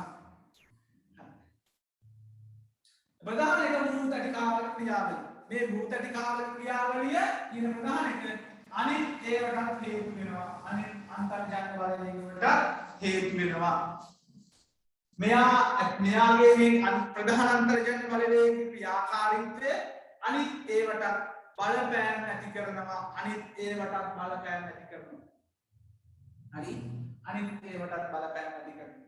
පුතේ භූතකාරක ක්‍රියාවලිය කියන පැහැදිලි අභ්‍යන්තරයේ ඇතිවන අධික උෂ්ණත්වය, අධික පීඩනය, අධික විකිරණශීලීත්වය නිසා අභ්‍යන්තරයේ තියෙන මැග්මා මේක නිදහස් කර ගැනීමට උත්සාහ කරනවා. එහෙම ආවට එක්කම මේ ප්‍රාවරණයේ ඉහළ සීමාවෙදී මේ තද පාෂාණ තට්ටුවක් තියෙන නිසා මැග්මා වලට මෙතනින් එහාට එන්න බැරිව මැග්මා මෙහෙම සංවහන ධාරා බලයක් උත්පාදනය කරනවා. ඒ නිසා උඩ තියෙන කබල ගන්න කතා කරොත් එහෙම කබල නිර්මාණලා තියෙන භූත ඇටි වලින් මේ භූත ඇටි එහෙට මෙහෙට චලනය වීමට ලක් වෙනවා. එහෙට මෙහෙට චලනය වීමට ලක් වෙනවා. අපි මේකට කියනවා භූත ඇටි කාරක ක්‍රියාවලිය. භූත ඇටි කාරක ක්‍රියාවලිය ප්‍රධානතම අන්තර්ජාතික බලවේගය. ඒක අනිත්‍යයට බලපෑම ඇති කරනවා කියලා අපි කතා කරනවා. බලමු දැන් කොහොමද අනිත්‍යයට බලපෑම ඇති වෙන්නේ කියලා. හරි. මම මේ සරලව කියකින් කියන්නේ ඊට පස්සේ වෙන වෙනම කොටසෙන් කොටස පැහැදිලි කරනවා. හරිද? මොකද්ද ප්‍රශ්නයක් අහලා තියෙනවා? මේක ප්‍රාණය මේක කබල. මගේ අති සමහර වචන මාරුනොත් නැහැ. හරි. උතේ මේක හරේ ප්‍රාණය සහ කබල. හරි. මේ කබල කතා කරොත් මේ කබල තමයි භූත ඇටි නිර්මාණලා තියෙන මේ ප්‍රාණයේ ඉහළ සීමාව තමයි මේ අධික සංවහන ධාරා බලය උත්පාදනය වෙන්නේ. අධික සංවහන ධාරා බලය උත්පාදනය වෙන්නේ. හරිද? හරි. මේ කියන ඒ එක්ක ඇතුළේ භූත ඇටි කාරක ක්‍රියාවලිය ප්‍රධාන වශයෙන්ම භූ චලන වලට භූමිකම්පාවලට සහ යන කම් වලට බලපානවා. හරි. භූත ඇටි දෙකක් හෝ එනම් පැහැදිලි භූත ඇටි දෙකක් හෝ කීපයක් අතර සිදුවන චලනකට අපි කියනවා භූත ඇටි කාරක චලන කියන්නේ සංවහන ධාරා බලයත් එක්ක භූත ඇටි චලන විදිහට වෙනවා. අපි කියනවා ඒකට එනම් මොකද්ද? භූත ඇටි කාරක ක්‍රියාවලිය. භූත ඇටි දෙකක් හෝ කීපයක් චලනය වීම තමයි භූත ඇටි කාරක ක්‍රියාවලිය කියලා කියනවා. භූත ඇටි කාරක ක්‍රියාවලිය කියන්නේ ඒක. හරි. දැන් මෙතනට නම් ආන්න ප්‍රශ්නයක් කියලා පාඩමේ කරමු ටිකේ. සංවහන ධාරා බලය එන්නේ හරේ ඉඳන්ද නෑ පුතේ මේ කියන්නේ අභ්‍යන්තරයේ මේ අධික උෂ්ණත්වයක් අධික පීඩනයක් අධික විකිරණශීලීත්වයත් එක්ක මේ ලොකු පීඩනයක් නේ ඇතුළේ තියෙන්නේ මේ අධික විෂ්ණත්වයක් තියෙනවා අධික පීඩනයක් තියෙනවා අධික විකිරණශීලීත්වයක් තියෙනවා ඒ නිසා මේ අභ්‍යන්තරයේ මැග්මා මේ අධික උෂ්ණත්වය අධික විකිරණශීලීත්වය අධික පීඩනය නිදහස් කර ගැනීමට උත්සාහ කරනවා ඒ නිසා මේ භූ පැලතුන් ඔස්සේ රිංග මැග්මා එනවා. මැග්මා ආවට මෙතනින් එහාට මැග්මා වලට එන්න දෙන්නේ නැහැ. නිකන් අර අපි කියන අර මේ දවස්වල පළාත් සීමා අතර අර බෝඩර්ස් වල දාලා තියෙන පොලිසියෙන් දාලා තියෙනවා වගේ. ඒක එන්න දෙන්නේ නැහැ. හරිද? එන්න දෙන්නේ නැහැ. හැබැයි එක එක්කෙනෙක්ට පැනලා යන්න පුළුවන් අපි ඉස්සරහට කතා කරා. පොලිසියෙන් එන්න දෙන්නේ නැහැ. එක එක්කෙනෙක්ට පැනලා යන්න පුළුවන්. මෙතන තියෙන්නේ මොකද අධික ඝනත්වයෙන් යුතු තද පාෂාණ තට්ටුවක්. මෙයා එන්න දෙන්නේ නැහැ ලේසියෙන්. එයා නවත්ත ගන්න. ඒ නිසා මේ මැග්මා එන්න බැරිව මෙතන පැතිරෙනවා. දෙපැත්තට පැතිරෙනවා. ඒත් එක්ක මේ මෙතන මේ කලාපේ ආයෙත් මැග්මා වලට මෙතනින් එහාට එන්න බෑ. මැග්මා වලට මෙතනින් එහාට එන්න බෑ. මෙතනින් එහාට මැග්මා වලට එන්න බෑ. අද පාෂාණය එන්න පුළුවන් ලේසියෙන් එන්න බෑ. මම කියන්නේ එන්න බෑ කියලා කතා කරනවා. ලේසියෙන් එන්න බෑ. මැග්මා එනවා කොහොමද ගේමක් ගහලා. හැබැයි එන්න බෑ ලේසියෙන් බහුතරයකට එන්න බෑ. දක්ෂයාට විතරයි එන්න පුළුවන්. එන්න හැමෝම දක්ෂ නැහැ. අභ්‍යන්තරේ කොටසක් මෙහෙම ඇවිල්ලා මේ එන්න නැතිනම් එයා මෙහෙම පැතිරෙනවා. මේ පුතේ එන හීට් එකක් තියෙන මැග්මා තමයි එන්නේ. සුළුපටු දේවල් නෙමෙයි එන හීට් එකක් තියෙන නැත්නම් එන හීට් මැග්මා. එන උෂ්ණත්වයක් තියෙන්නේ. කොච්චර උෂ්ණත්වයක් තියෙනවද කියනවා මේ මෙතන මෙහෙම පැතිරුණාට පස්සේ අපි කියනවා ලොකු සංවහන ධාරා බලයක් උත්පාදනය කරනවා. මේ සංවහන ධාරා බලයත් එක්ක මේ භූත ඇටි ඉහළට එසවලා තියෙන්නේ මේ තැටි ඉහළට එසවලා තියෙන්නේ මේ සංවහන ධාරා බලයත් එක්ක නලියනනේ තමයි ඉන්නේ දැන් මෙහෙම ඉහළට එසවලා තියෙන්නේ සංවහන ධාරා බලයත් එක්ක නිකන් උඩුරු කට්ටයක ඉන්නවා වගේ මෙහෙම වැඩි තමයි තියෙන්නේ මෙහෙම වැඩි තමයි ඉන්නේ මෙහෙම වැඩි තමයි ඉන්නේ මෙහෙම වැඩි ඉන්නකොට මේ දැන් චලනයේ ඉන්න ලක්ෂණ අපිට ගන්න කියන්නේ භූත කාර්යක චලනය කියලා. දැන් තේරුණාද? කාට හරි කෙනෙක් මේ දක්වා ගැටලුවක් තියෙනවා අහන්න.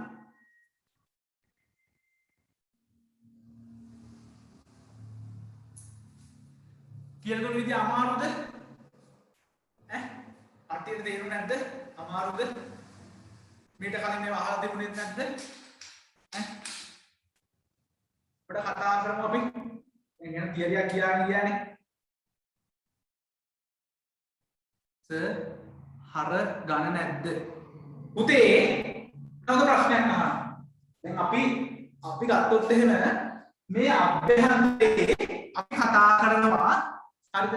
මේ අභ්‍යන්තරේ අපි කතා කරනවා අධික උෂ්ණත්වය, අධික පීඩනය, අධික විකිරණශීලීත්වය කොච්චරද කියනවා නම් මේ අභ්‍යන්තරයේ දැන් මේ බාහිර හරය ගත්තොත් එහෙම බාහිර හරේ තනිකරම ද්‍රව තියෙන්නේ. ද්‍රව බවට පත්වලා තමයි මැග්මා තියෙන්නේ. බාහිර හරය.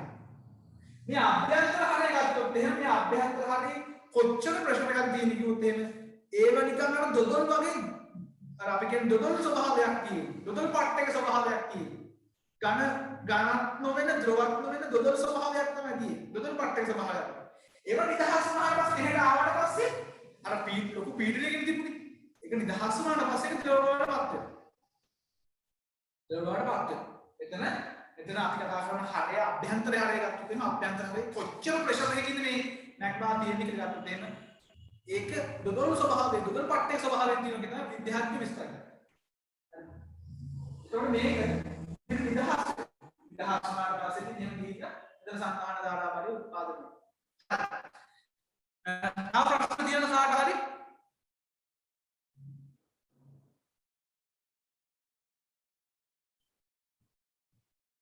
ප්‍රශ්න තියෙන කාට හරි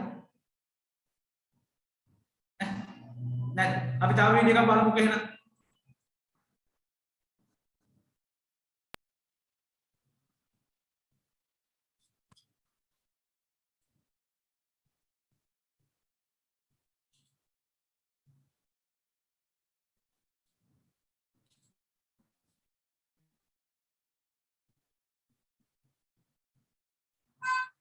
maybe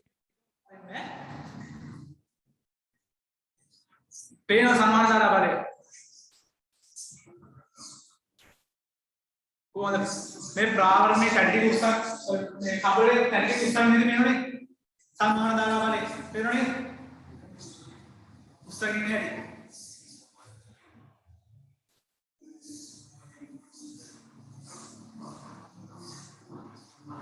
පේනවනේ සම්බන්ධයක් නැහැ සම්මාන ධාරා බලයෙන් උස්සගෙන ඉන්නේ.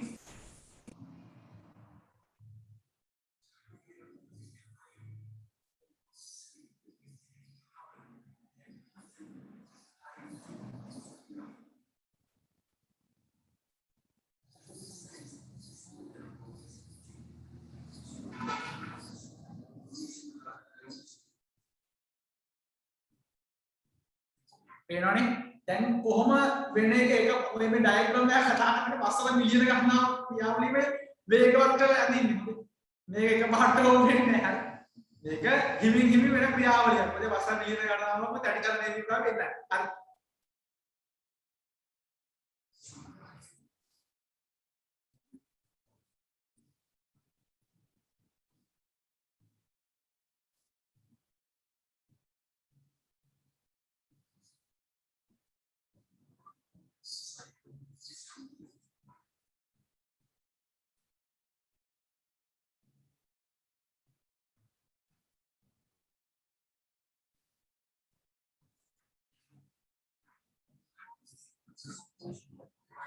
හරි. දැන් ඔයාලට ඒක තේරුණානේ. වෙන ඉස්සරහට යන්න එක ඈ. මෙන්න මේකත් බලන්න.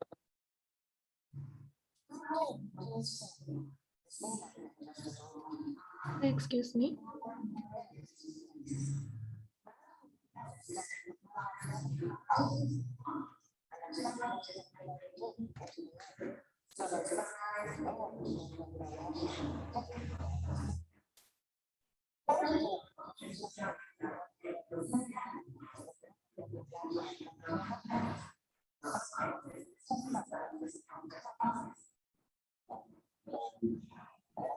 පේන්නේ නැහැ සර්. ඔයාලට පේන්නේ නැද්ද? sorry. අර ඉස්සර එක පේන්නේ නැද්ද? ඉස්සෙල්ලක පේනවා සර් දැන් එක පේන්නේ නැහැ සර්. හරි. දැන්.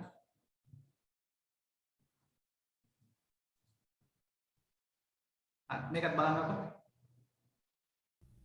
How do mountains form? We see them in just a moment of time, but they form over millions of years. Mountain belts extend for hundreds, even thousands of kilometers, and their structures penetrate deep into the earth, so their size and age make their formation difficult to understand. French geologist Jacques Malavier builds sand models that mimic the formation of mountain belts and allow scientists to study this complex process. In order for an experiment that runs for only a few minutes but represents natural phenomena that happen over many tens of millions of years, we have to choose a material whose deformation behavior does not depend on time.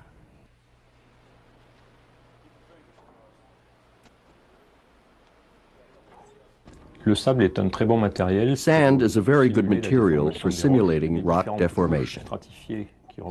In the experiment, the different stratigraphic layers which represent the sediments and the continental crust have different mechanical properties.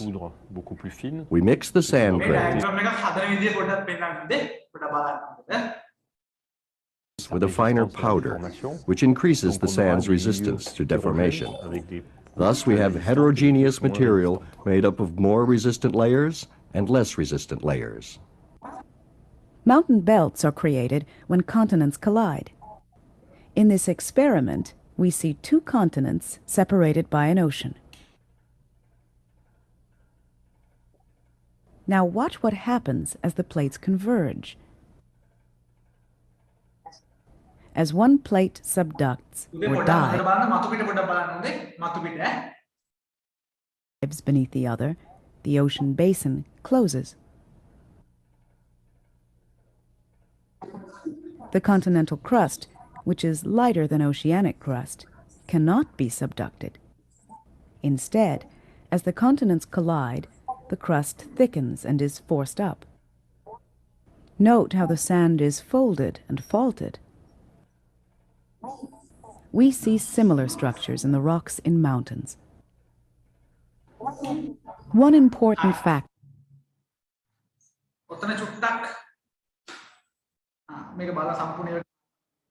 not accounted for in this model is erosion.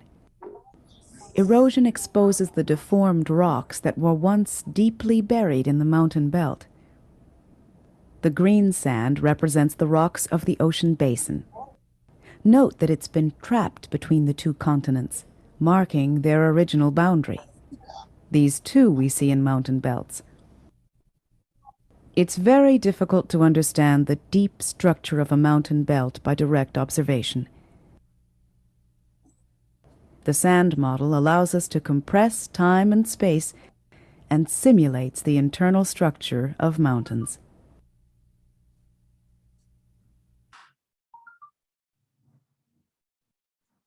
Hi. ඔය video එකේ දැක්ක පුංචි කාරණා මම ඒකට පැහැදිලි කරනවා.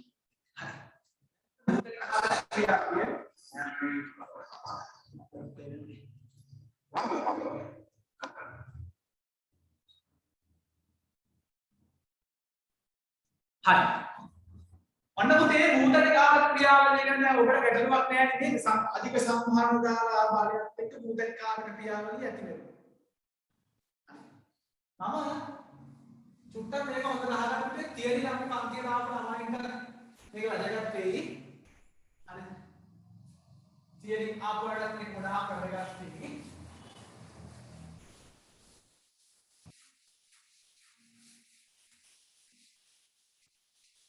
මම මේ නෝට් එක හදන්න කලින් මේ ටියුට් එක හදන්න කලින් ඔයගොල්ලෝ දන්නවද දන්නේ නැහැ. දැන් ඔයගොල්ලෝ දන්නේ නැහැ මේ ටියුට් එක හදනකොට මේ දැනුම හොයන්න යන කට්ට දන්නේ නැහැ ගොඩක් වෙන්නේ නේද? මේ ටියුට් එක හදන්න මම දවස් 5කට වැඩි කාලයක් වැය කරා. YouTube එකේ තියෙන හැම වීඩියෝ එකක්ම බැලුවා. මේ ප්ලේට් ටෙක්නොලොජි ගැන තියෙන වීඩියෝස් පරලගානක් බැලුවා YouTube එකේ. ලොකු ප්‍රශ්නයක් තිබුණා මට. මම ගිය අවුරුද්දේම මම හොයන කාරණයක් නේ. දැන් අපි ඉගෙන ගත්ත තියරියත් එක්ක අපිට උගන්වන ගුරුවරුත් එක්ක අපි ඉගෙන ගන්න නිකන් වරදොත් කරනවා වගේ. නිකන් කඩපාඩම් කරනවා වගේ මේක ඉගෙන ගන්න. හැබැයි මට අවශ්‍ය වුණා මේක වෙන්නේ කොහොමද මේක උනේ කොහොමද කියලා පොඩ්ඩක් හොයන්න. ඒ නිසා මම පොත් රැසක් බැලුවා. ධනපාලසේගේ පොත 100 වතාවක් විතර මේ දවස් 5 ඇතුළත පෙරලා උඩ හරිනුත් මම බලලා තියෙනවා. හැබැයි ධනපාලසේගේ පොතෙන් ඒක හරියටම නිරාකරණය වෙන්නේ නැහැ. අලුත් සිලබස් එකේ පුංචි කාරණා නෙමෙයි. පොතේ තියෙන පුංචි කාරණා නිදහස් කරගෙන මම පුළුවන් වුණා. ඊට අමතරව ගොඩාක් බැලුවා, ගොඩාක් කියුවා. හරිද? අද මට මේ ඊ දවස්වල මට මේ කාරණා ගොඩාක් නිරාකරණය කරගන්න පුළුවන්. හරිද? හරිද? දැන් මේකේ අම්මා ඉංග්‍රීසි ආටිකල්ස් කියවුවා මම හිතන්නේ 50ක් විතර. ඉතින් අපි දැන් මේක මොකද නිදහස් කරගත්තා. මම ගොඩාක් ඉගෙන ගත්තා. මේ භූ චලනය ගැන. මේ භූතටි කාර්ය ගැන මම කිව්වනේ.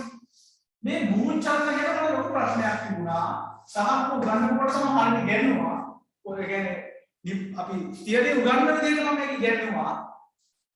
අනේ මේක තව ටිකක් මට හොඳට පැහැදිලි කරගන්න පුළුවන් වුණා සහ මේක මොකක්ද කියන එක ගැන ගොඩාක් ලොකු අවබෝධයක් ගන්න පුළුවන් වුණා මේ දවස් 5 ඇතුළත කරපු වැඩ කටයුතුත් එක්ක. හරි. ඒ කියන්නේ සාමාන්‍ය ඉගෙනීම් වලදී මේක වෙන්නේ කොහොමද කියන එක ගැන ලොකු ප්‍රශ්නයක් තියෙන සමාජගතවලදී. දැන් අද දක්වා මේ සම්මාන ධාරා බලය ගැන සමහර අය දැනගෙන හිටියේ නැහැ. සම්මාන ධාරා බලය මේ වෙන්නේ කොහොමද කියන දැනගෙන හිටියේ නැහැ. ඒක නිකම් මේක හේකට චලනය වෙනවා කියන ගොඩක් අය ඉගෙන ගත්තා. මෙච්චර කාලයක් මම හිතුවා එහෙම ඉගෙන ගත්තා. මේ දැටි මෙහෙම චලනය වීමක් ගැන තමයි ඕගොල්ලෝ ගොඩක් කාලෙ ඉගෙන ගන්න නැත්තේ. සම්මාන ධාරා බලයක් ගැන ඉගෙන ගන්න නැතුව. හරි. උතේ මේ භූ චලනය කියන එක අපි පොඩ්ඩක් විස්තරණය කරගන්න. දැන් ඔබ මතක උඩට මම කිව්වා භූතටි කාරක චලන වෙන හැටි ඔක්කොම මම ටික කිව්වා. භූතටි කාරක චලන හරහා තමයි මම කිව්වා පළමුගණේ පූර්ව නිර්මාණය වෙන්නේ. පළමුගණේ පූර්ව නිර්මාණය භූතටි කාරක චලන හරහා කියලා කිව්වා. හරි. උතේ භූ චලන හරහා තමයි දෙවන ගණයේ පූර්ව 90ක් නිර්මාණය කරන්නේ. 90ක් නිර්මාණය කරලා භූ චලන කියන්නේ මොනවද කියලා. භූ චලන කියන්නේ මොනවද කියලා. උදේ මේ ප්ලේට් තියෙනවනේ. මේ ප්ලේට් වල මතු පිටට ආසන්නයේ ඇතිවන චලනවලට තමයි අපි කියන්නේ භූ චලන කියලා. විශේෂයෙන්ම එක තැටියක් පාදක කරගෙන එක භූ තැටියක් පාදක කරගෙන සහ මේ භූ තැටි ගැටෙන සීමාවන් පාදක කරගෙන තමයි මතු පිට ආශ්‍රිතව මේ භූ චලන හටගන්නේ. භූ චලන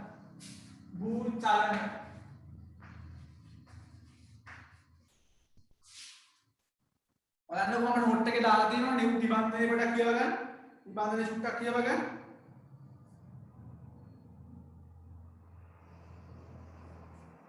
චුට්ටක් කියව ගන්න නිබන්ධනය.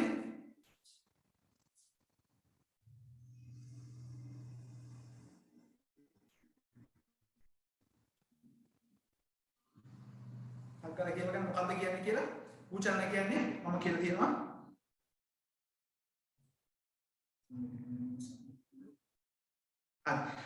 අන්තර්ජාලයේ බලවේග අතර පෘථිවි පෘෂ්ඨයේ ගණයේ භූ නිර්මාණය කරන ප්‍රධානතම ක්‍රියාවලිය භූ රූපයි. නේද? sorry ප්‍රධානතම ක්‍රියාවලිය භූ චලනයි. භූ කාරක චලනයි. මේ ස්කෑන් මී කියලා තියෙන්නේ මේ ස්කෑන් කරාම අර කියපු වීඩියෝ එක ඔන් වෙනවද? මේ ස්කෑන් මී කියන මේ QR කෝඩ් එක ඔබ ස්කෑන් කරලා ඔන්න වීඩියෝ එක මම ප්ලේ කරේ. ඒ වීඩියෝ එක බලන්න පුළුවන්. මේ ස්කෑන් මී කියන තැන් වලින් ඒ YouTube වීඩියෝ කනෙක්ට් කරලා තියෙනවා. හරිද? ඒ YouTube වීඩියෝස් වලට බලන්න පුළුවන්. හරි. හරි. අන්තර්ජාලයේ බලවේග අතර පෘථිවි පෘෂ්ඨයේ දෙවන ගණයේ නිර්මාණය කරන ප්‍රධානතම ක්‍රියාවලිය තමයි භූ චලන කියලා අපි කතා කරන්නේ. භූ චලන කියලා අපි කතා කරා. හරි. ඊළඟට කියනවා මෙහෙම පෘථිවි අභ්‍යන්තරයේ ඇතිවන සම්මාන ධාරා භූ තාප විකිරණශීලී khනිජ වලින් පිටවන ශක්තිය නිසා පෘථිවි පෘෂ්ඨයේ ඇතිවන චලන මේ විදිහට අපිට හඳුනා ගන්න පුළුවන් කියලා කියනවා. ඊළඟට කියනවා පෘථිවි අභ්‍යන්තරයේ සිදුවන ක්‍රියාවලින්ගේ ප්‍රතිඵලයක් ලෙස පෘථිවි පෘෂ්ඨයේ චලනයන් සිදුවේ මේ භූකාරක ක්‍රියාවලිය. දැන් පුතේ සරලම කරගන්න මේ ඇතුලේ ඇතිවෙන මේ භූ මේ භූතඩිකාරක චලන කියලා අපි කතා කරේ. මේ භූතඩිකාරක චලන හරිද? ප්‍රධාන වශයෙන් හේතු වෙනවා භූ චලන සඳහා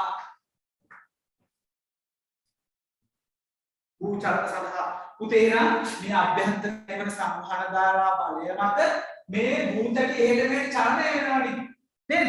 භූතටි එහෙට මෙහෙට චලනය වෙනවා. ඒ චලනය වීම හේතු කොටගෙන මේ තැටි මතුපිට ආසන්නයේ සිදුවන චලනයක් තමයි භූ චලන කියලා කියන්නේ. මතුපිට ආසන්න එක තැටියක් අභ්‍යන්තරයේ තැටි සීමාවන් ආශ්‍රිතව මතුපිට ගේන්න කරන චලන තමයි භූ චලන කියලා අපි කියන්නේ. හරි. උදේ මේ අභ්‍යන්තරික සංවහන ධාරා බලයත් එක්ක මේ තැටි චලනයේ වීම සහ මේ රත් වෙලා මෙහෙට එන හීට් එක. දැන් මේ රත් වෙනවා නේද? මේ තැටි මෙයාට රත් වෙනවා. ඒ හීට් එක පදනම් කරගෙන මේ කියන භූ තැටි මතුපිට ආසන්නයේ චලන සිදු වෙන්න පුළුවන්.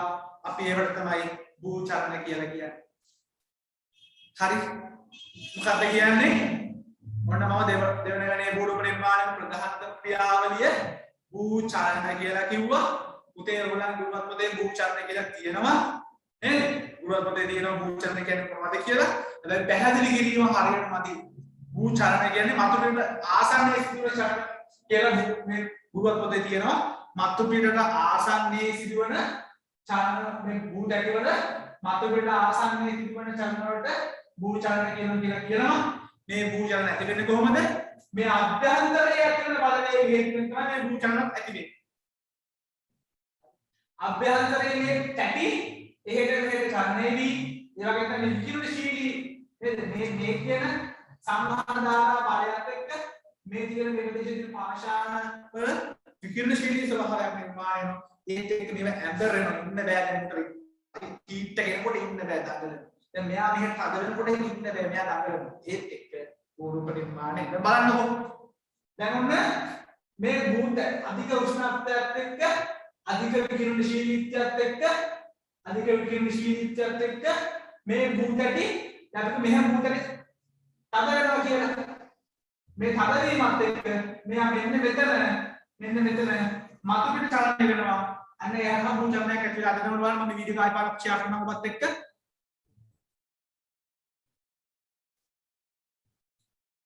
ආයෙ පාරක් මම ඔයාලට පෙන්නන්නම්. බලන්න මේ මතුපිට සිදුවන කේස් එක ඈ. At a world map. Have you ever seen one of these? Well, of course you've seen one of these. Everyone, look carefully at this, like they.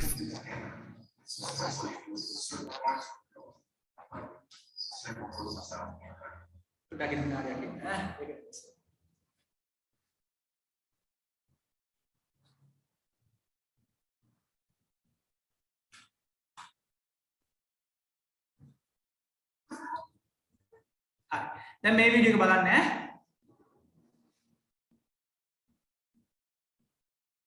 මම අර ඉස්සර දාපු වීඩියෝ එකම තමයි බලන්න මේක වෙන්නේ. Mountains form.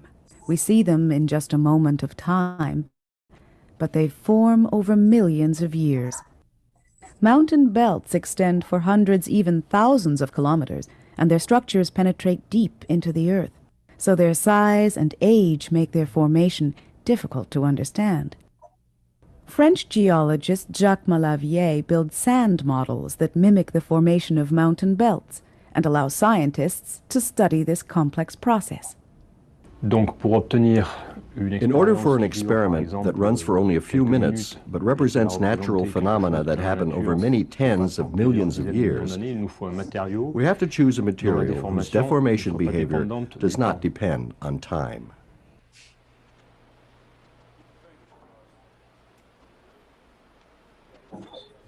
Sand is a very good material for simulating rock deformation.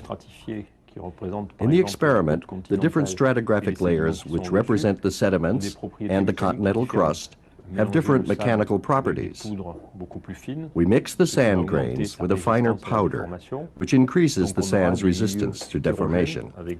Thus, we have heterogeneous material made up of more resistant layers and less resistant layers.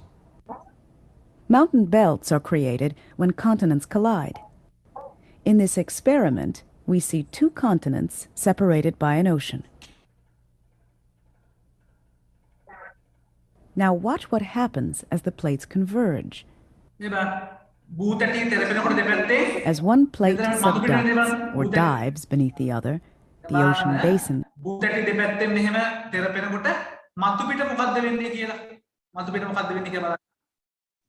closes.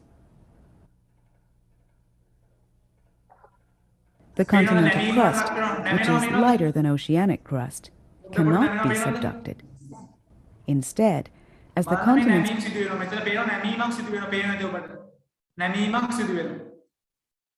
collide, the crust thickens and is forced up. Note how the sand is folded and faulted. We see similar structures in the rocks and mountains. One important factor not accounted for in this model is erosion. Erosion exposes the deformed rocks that were once deeply buried in the mountain belt. The green sand represents the rocks of the ocean basin. Note that it's been trapped between the two continents, marking their original boundary. These too we see in mountain belts. It's very difficult to understand the deep structure of a mountain belt by direct observation. The sand model allows us to compress time and space and simulates the internal structure of mountains.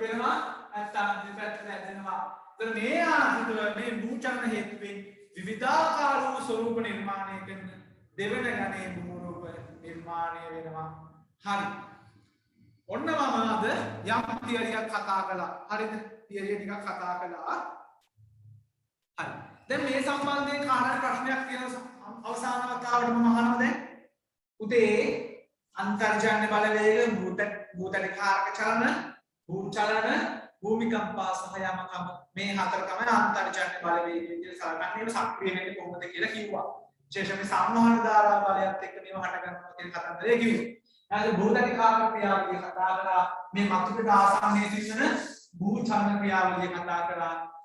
එහෙනම් භූ චලන වෙන්නේ කොහොමද කියලා ආකාර කතා කරා සිරස් සහ සිරස් ඊළඟට සිරස් චලන අපි කිව්වා මහද්වීප කාරක චලන කියලා සිරස් චලන කිව්වා පර්වත කාරක චලන කියලා මේ පර්වත කාරක චලන උදාහරණ කොටස් දෙක සමීප සහ ආතතියේ හරි ඒ හරහා රූප නිර්මාණ මෙහෙම තෙරපීම මෙහෙම දෙපැත්තට ඇදීමත් එක්ක නිර්මාණ රූප මේ විශේෂයෙන් මෙතන කතා මෙහෙම තෙරපෙනකොට නිමිට ඇති මෙහෙම මතු පිට තෙරපෙනකොට ඇති වෙන දේවල් තෙරපෙනකොට ඇති වෙන රූප සහ දෙපැත්තට ඇදෙනකොට ඇති වෙන රූප ගැන තමයි අපි භූ චලන කියලා කතා කරන්නේ. හරි. මේ දක්වා කාට හරි ගැටලුවක් තියෙනවද? පුතේ මගේ තියරිය සැරවැඩිද? ඔයාලට ප්‍රායෝගිකව තේරුම් නැද්ද? ඔයාලට සැරවැඩිද? පැහැදිලි කරලා සැරවැඩිද? ඔයාලට පැහැදිලි කරලා කියලා දෙන්න ඕනේද? ඈ? අමාරුද? මේ දක්වා ඉගෙනගත්ත දේවලුත් එක්ක සංසන්දනය කරනකොට මේක ධර්ම වැඩිද? කියන්න බෑ මැසේජ් එකක් දාන්න කමෙන්ට් එකක් දාන්න. බය වෙන්න එපා. හරි. හැමෝම කමෙන්ට් එකක් දාලා බලන්න පොඩ්ඩක්. ඔයාලට තේරුණ විදිහද අමාරුද සංකීර්ණයිද හොඳට තේරුණාද? කට්ටිය කියමු බලන්න මැසේජ් එකක් දාන්න දාලා.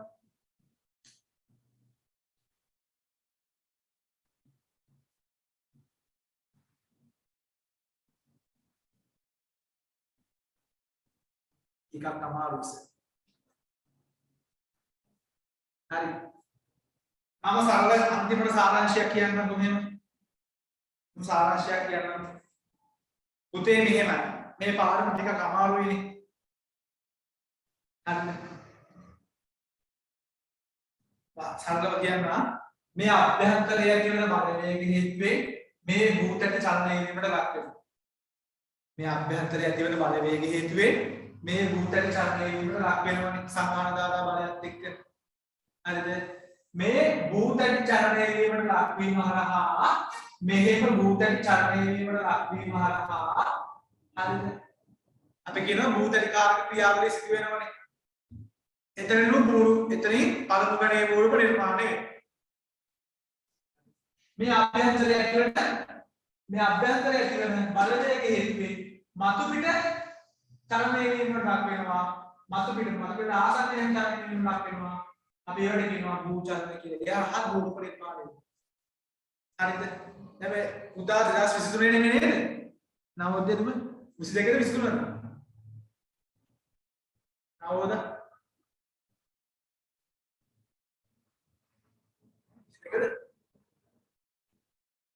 sorry. අපේ මේ දිල්ෂානි එතකොට දිල්ෂානි දුව 22ද 23ද?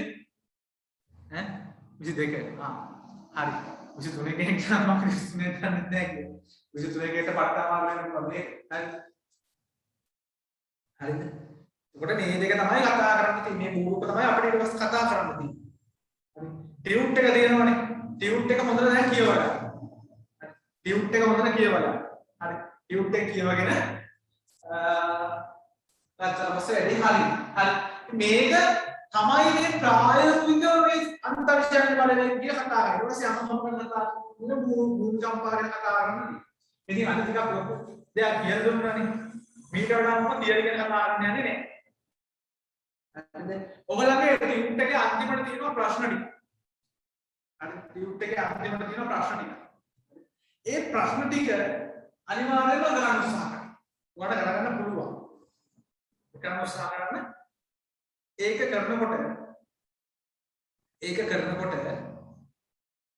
මම හිතනවා ඔයාලට ගොඩාක් ප්‍රශ්න පත්‍ර කිරීම තුළ තමයි දැනුම එකතු කරගන්න පුළුවන් වගේ. ප්‍රශ්න පත්‍ර කරනකොට තමයි ගොඩාක් දැනුම එකතු කරගන්න පුළුවන්. හරිද?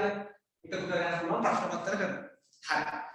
ආයෙත් සාරාංශය කියන්නම්.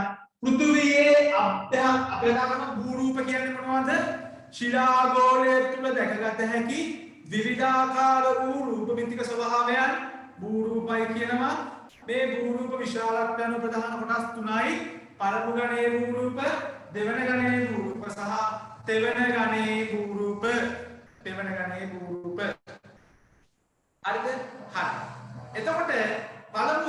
දෙවෙනිගනේ රූප නිර්මාණය වෙන්නේ අභ්‍යන්තරික බලවේග අන්තර්ජාල බලවේග හරහා අපි කතා කරනවා දෙවෙනිගනේ රූප නිර්මාණය වෙන්නේ බාහිරජාන්‍ය බලවේග හරහා අන්තර්ජාන්‍ය බලවේග කියන්නේ පෘථිවි අභ්‍යන්තරයේ ඇතිවන බලවේග අපි බලවේග තුන හතරක් කතා කරා භූතටිකාරක ක්‍රියාවලිය භූචලන යාමකම් සහ භූමිකම්පා කියලා මේ අන්තර්ජාන්‍ය බලවේග හඳුනා ගන්නවා.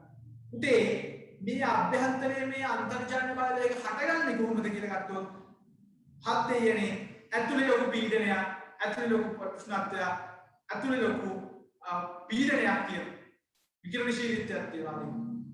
ඒක නිදහස් කර ගැනීම උත්සාහ කරනවා.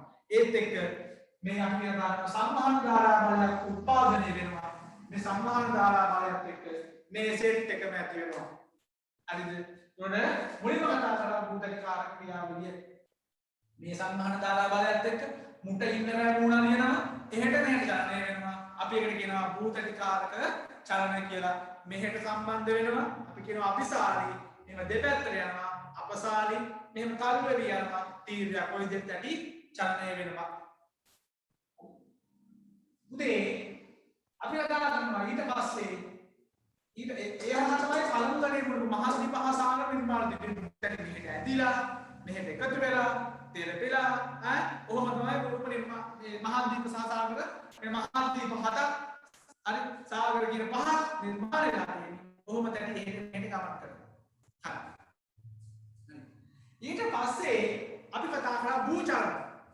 භූචලන කියන්නේ මේ තැටිවල ඉහළ සීමාවෙන් මතු පිට ආසන්නයේ ඇතිවන චලනයක් අපි කියනවා මේ මතු පිට ආසන්නයේ ඇතිවන චලනයක් අපි කියනවා පෘථිවි පෘෂ්ඨයේ මතු පිට ආසන්නයේ ඇතිවන චලනයක් අපි කියනවා භූචලන කියලා. ඒ හරහා තමයි ප්‍රධාන වශයෙන් දෙවනගනේ රූප නිර්මාණය වෙන්නේ. දෙවනගනේ රූප නිර්මාණය.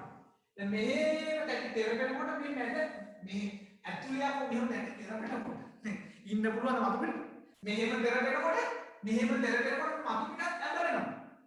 එතකොට වෙනවා රූප නිර්මාණය. සමහරවිට වෙන දෙපැත්තේ ඇදෙනවනේ. මෙහෙම ඇදෙනවා. මතුවේ. යටි ඇදෙනවනේ. උට ඉන්න බෑ අලියනකොට. මෙහෙම ඇදෙනවා. ඊළඟ මෙහෙම ඇදෙන සම්මාදාවට මෙයක් මෙහෙම වදිනවා. පාෂාණික වෙනවා. එතකොට මෙහෙම ඇදෙනවා, එකතු වෙනවා, ඉස්සෙනවා පල්ලෙහාට යනවා. ඔය කියන එකත් එක්ක රූප නිර්මාණය වෙනවා. දෙවෙනිකනේ රූප. අතන්දරේ මම හිතනවා ටිකක් ඔබට පැහැදිලි ඇති කියලා. මට භූ චලන හරි භූ චලන භූමිකම්පානේ හරිද ඒක භූ චලන කියන භූමිකම්පා ගැන අහන්නේ මට භූ චලන ඒ කියන්නේ ඔබ අහන්නේ මේ කියන්නේ පැටි චලනයේ කියන්නේ පැහැදිලි කරන්න කියන්නේ නැත්නම් භූමිකම්පා දෙක පටලවා ගත්ත නැහැ නේද භූමිකම්පා කියන්නේ මේ භූ චලනය කියන්නේ වෙනසක් තේරෙන්නේ නේද හරි ඔයා කියන්නේ භූ චලනය නේද ෂුවර් නේද මට භූ චලන ඔයාලගේ මට භූමිකම්පාව කියන ඉස්පාට හරි භූමිකම්පාව නම් කියන්නේ නැහැ ඒවා අහන්න එපා දෙන්න හරිද භූ චලන භූ චලන නම් කියන්නකෝ උතේ භූ චලන කියන්නේ මේ පෘථිවිය මෙහෙම අතු පිට තියෙනවනේ පෘථිවිය අතු පිට තියෙනවනේ පෘථිවිය මෙහෙම අතු පිට තියෙනවනේ භූ චලන නැත්නම් භූකාරක චලන කියලා කියනවා. ගොඩක් අය ප්‍රශ්න පත්‍රෙ දෙන්නේ භූකාරක චලන ගැන තමයි අහන්නේ. උතේ මෙන්න මේකයි කතන්දරේ. අමල් විසෝ කරගෙන නැතුව අහන්න. හරිද? උතේ භූකාරක චලනක භූ චලන ඇති වෙන්නේ පෘථිවිය මතුපිට ආසන්නයේ. පෘථිවිය මතුපිට ආසන්නයේ එක තැටියක් හෝ තැටි සීමාවන් ආශ්‍රිතව. අපි තැටි සීමාවන් ආශ්‍රිතව හෝ එක තැටියක් පාදක වෙන පුජන් නැති වෙන භූමියේ චලනය ඒ මතු පිට චලනය වීම මතු පිට චලනය වෙනවා මතු පිට චලනය වීම තමයි දිගුකාලීන එකපාරටම දෙයක් නෙමෙයි දිගුකාලීනම පෘථුවියේ මතු පිට සිදුවන පෘෂ්ඨය ආයි පාරක් කියන්න භූ චලනය යන පෘථුවියේ මතු පිට පෘෂ්ඨයේ ඇතිවන චලනය හරිද ඒක ඇති වෙන්නේ දැන් අපි කතා කරනෝනේ දරුවෙක් බඩේ ඉන්නකොට අම්මගේ ක්‍රියාකාරීත්වය දරුවට බලපාන නිසා තමයි අම්මට පරිස්සම් වෙන්න කියලා කියන්නේ. දරුවා කියන්නේ අම්මගේ බඩේ ඉන්න කෙනා. එහෙනම් මේ පෘථිවියේ මතු පිට කියන්නේ මෙයා උඩට මෙයා ඉන්නේ. මෙයා මේ ඇතුලේ සිදුවන හැමදේම දෙකට බලපාන මතු පිට බලපාන. ඇතුලේ සිදුවන සමස්තය මතු පිටට බලපාන. හරිද? මේ අභ්‍යන්තරික බලවේග හේතුවෙන් මේ පෘථිවියේ මතු පිට පෘෂ්ඨයේ කියලා කියන්නේ මේ ඇතුලේනේ මතු පිට පෘෂ්ඨයේ නේද? භූචලනය කියලා කියන්නේ පෘථිවියේ මතු පිට පෘෂ්ඨයේ ඇතිවන චලන භූචලනය කියලා කියන්නේ. උතේ මේ මතු පිට පෘෂ්ඨයේ චලන සිදු වෙන්නේ මේ අභ්‍යන්තරයේ තියෙන බලවේග හේතුවෙන්. අභ්‍යන්තරයේ සිදුවන බලවේග හේතුවෙන්. හරිද? උතේ මේ අධික සංවහන ධාරා බලයත් එක්ක මේ භූතටි එහෙට මෙහෙට කරන යනවා කතා කරන්නේ. මෙයා මෙහෙට ඇඹරෙනකොට මෙයා මතු පිටත් ඇඹරෙනවා. ඊළඟට මෙහෙන් සංවහන ධාරා බලයෙන් පාෂාණ නේද? උෂ්ණත්වය ලැබෙනකොට මෙයාටත් ඉන්නලා මෙයාත් ඇඹරෙනවා. මෙහෙම ඇඹරෙනවා. මෙහෙට තල්ලු වෙනවා. හරිද? අන්න ඔබගේ හින්දා මේ අභ්‍යන්තරයේ ඇතිවන කේස් හින්දා අභ්‍යන්තරයේ ඇතිවන සිදුවීම් හින්දා මේ මතු පිට පෘෂ්ඨයේ ඇතිවන චලනවලට කියනවා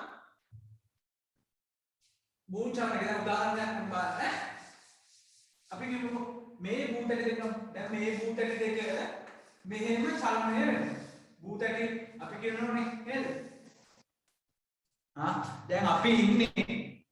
දැන් අපි ඉන්නේ මේ මතු පිට පෘෂ්ඨයේ භූතටි අත්ොත් මේ භූතටි හරි භූතටි වලට උඩින් තියෙන නේද? අපි කියන පාෂාණ දැන් පාෂාණ ජීර්ණය වෙලා උඩ පස්තක්තු තියෙන අපිට මේ භූතටි දෙන්නේ නැහැ. හරිද? භූතටි අපිට පේන්නේ නැහැනේ. යටනේ පාෂාණ නිසා තමයි භූතටි තියෙන්නේ. මෙතන භූතටි මේ මතු පිට අපි ජීවත් වෙන මතු පිට ජීවත් වෙන්නේ මෙතන. හරිද? අපි ජීවත් වෙන්නේ මෙතන. හරිද? දැන් පුතේ මෙයා මෙහෙම කරපෙනවා. අභ්‍යන්තරේ මෙයා කරපෙනවා මේ සංවහන ධාරා බලයත් එක්ක. මේ සංවහන ධාරා බලයත් එක්ක මෙයා කරපෙනවා. මෙයා කරපෙනකොට මෙහෙම ප්‍රෙෂර් වෙනකොට මේ දැඩිය මෙහෙම උඩට එස් වෙනවා ප්‍රෙෂර් කරනකොට මෙහෙම ප්‍රෙෂර් කරනකොට මෙහෙම මෙයා ප්‍රෙෂර් වෙනවා. ඒක මොකද වෙන්නේ? මේ මතු පිට මෙහෙම කන්ද වගේ හැදෙනවා. අපි කියනවා නැවි කන්ද. අන්න මුස්තර හැදෙන්නේ මාර්ගය එක. දැන් මෙයා මෙහෙම දැනෙනකොට මෙයාත් මෙහෙම නෙවෙනවා. මතු පිට චලනය වෙනවා. අන්න පෘථිවි පෘෂ්ඨයේ මෙන්න චලනය වෙනවා. මේ අභ්‍යන්තරයේ ඇතිවන භූතටි හේතුවෙන් තමයි මෙයා නැවිලා තියෙන්නේ. තේරුණා? මේ ඇතුලේ මේ සමස්තයේ සිදුවන මේ මබුලින්දා මේ මතු පිට උත්පත්තියක් කරනවා අපි ඒකට කියන භූචලනයක් කියලා. මේ ඇතුලේ නැවෙනකොට මේ මතු පිටත් ඉතින් නිකන් ඉන්න බෑ උඩට බෑ. නැවෙනකොට උඩත් නැවෙනවා නිකන්. නේද? යට නැවෙනකොට නිකන් උඩත් නැවෙනවා. මේ කරනකොට මේ භූතටි මතු පිට මේ සියල්ල මේ නැවෙනවා. අපි කියන මතු පිට මේ කරගෙන භූචලනයක් කියලා. දැන් තේරුණාද? තව ටිකක් පැහැදිලි කරන්න ඕනද? ඕක ඇදෙනකොටත් එහෙමයි. අපි කියමුකෝ මේ භූතක සීමාවක් පාස්කද?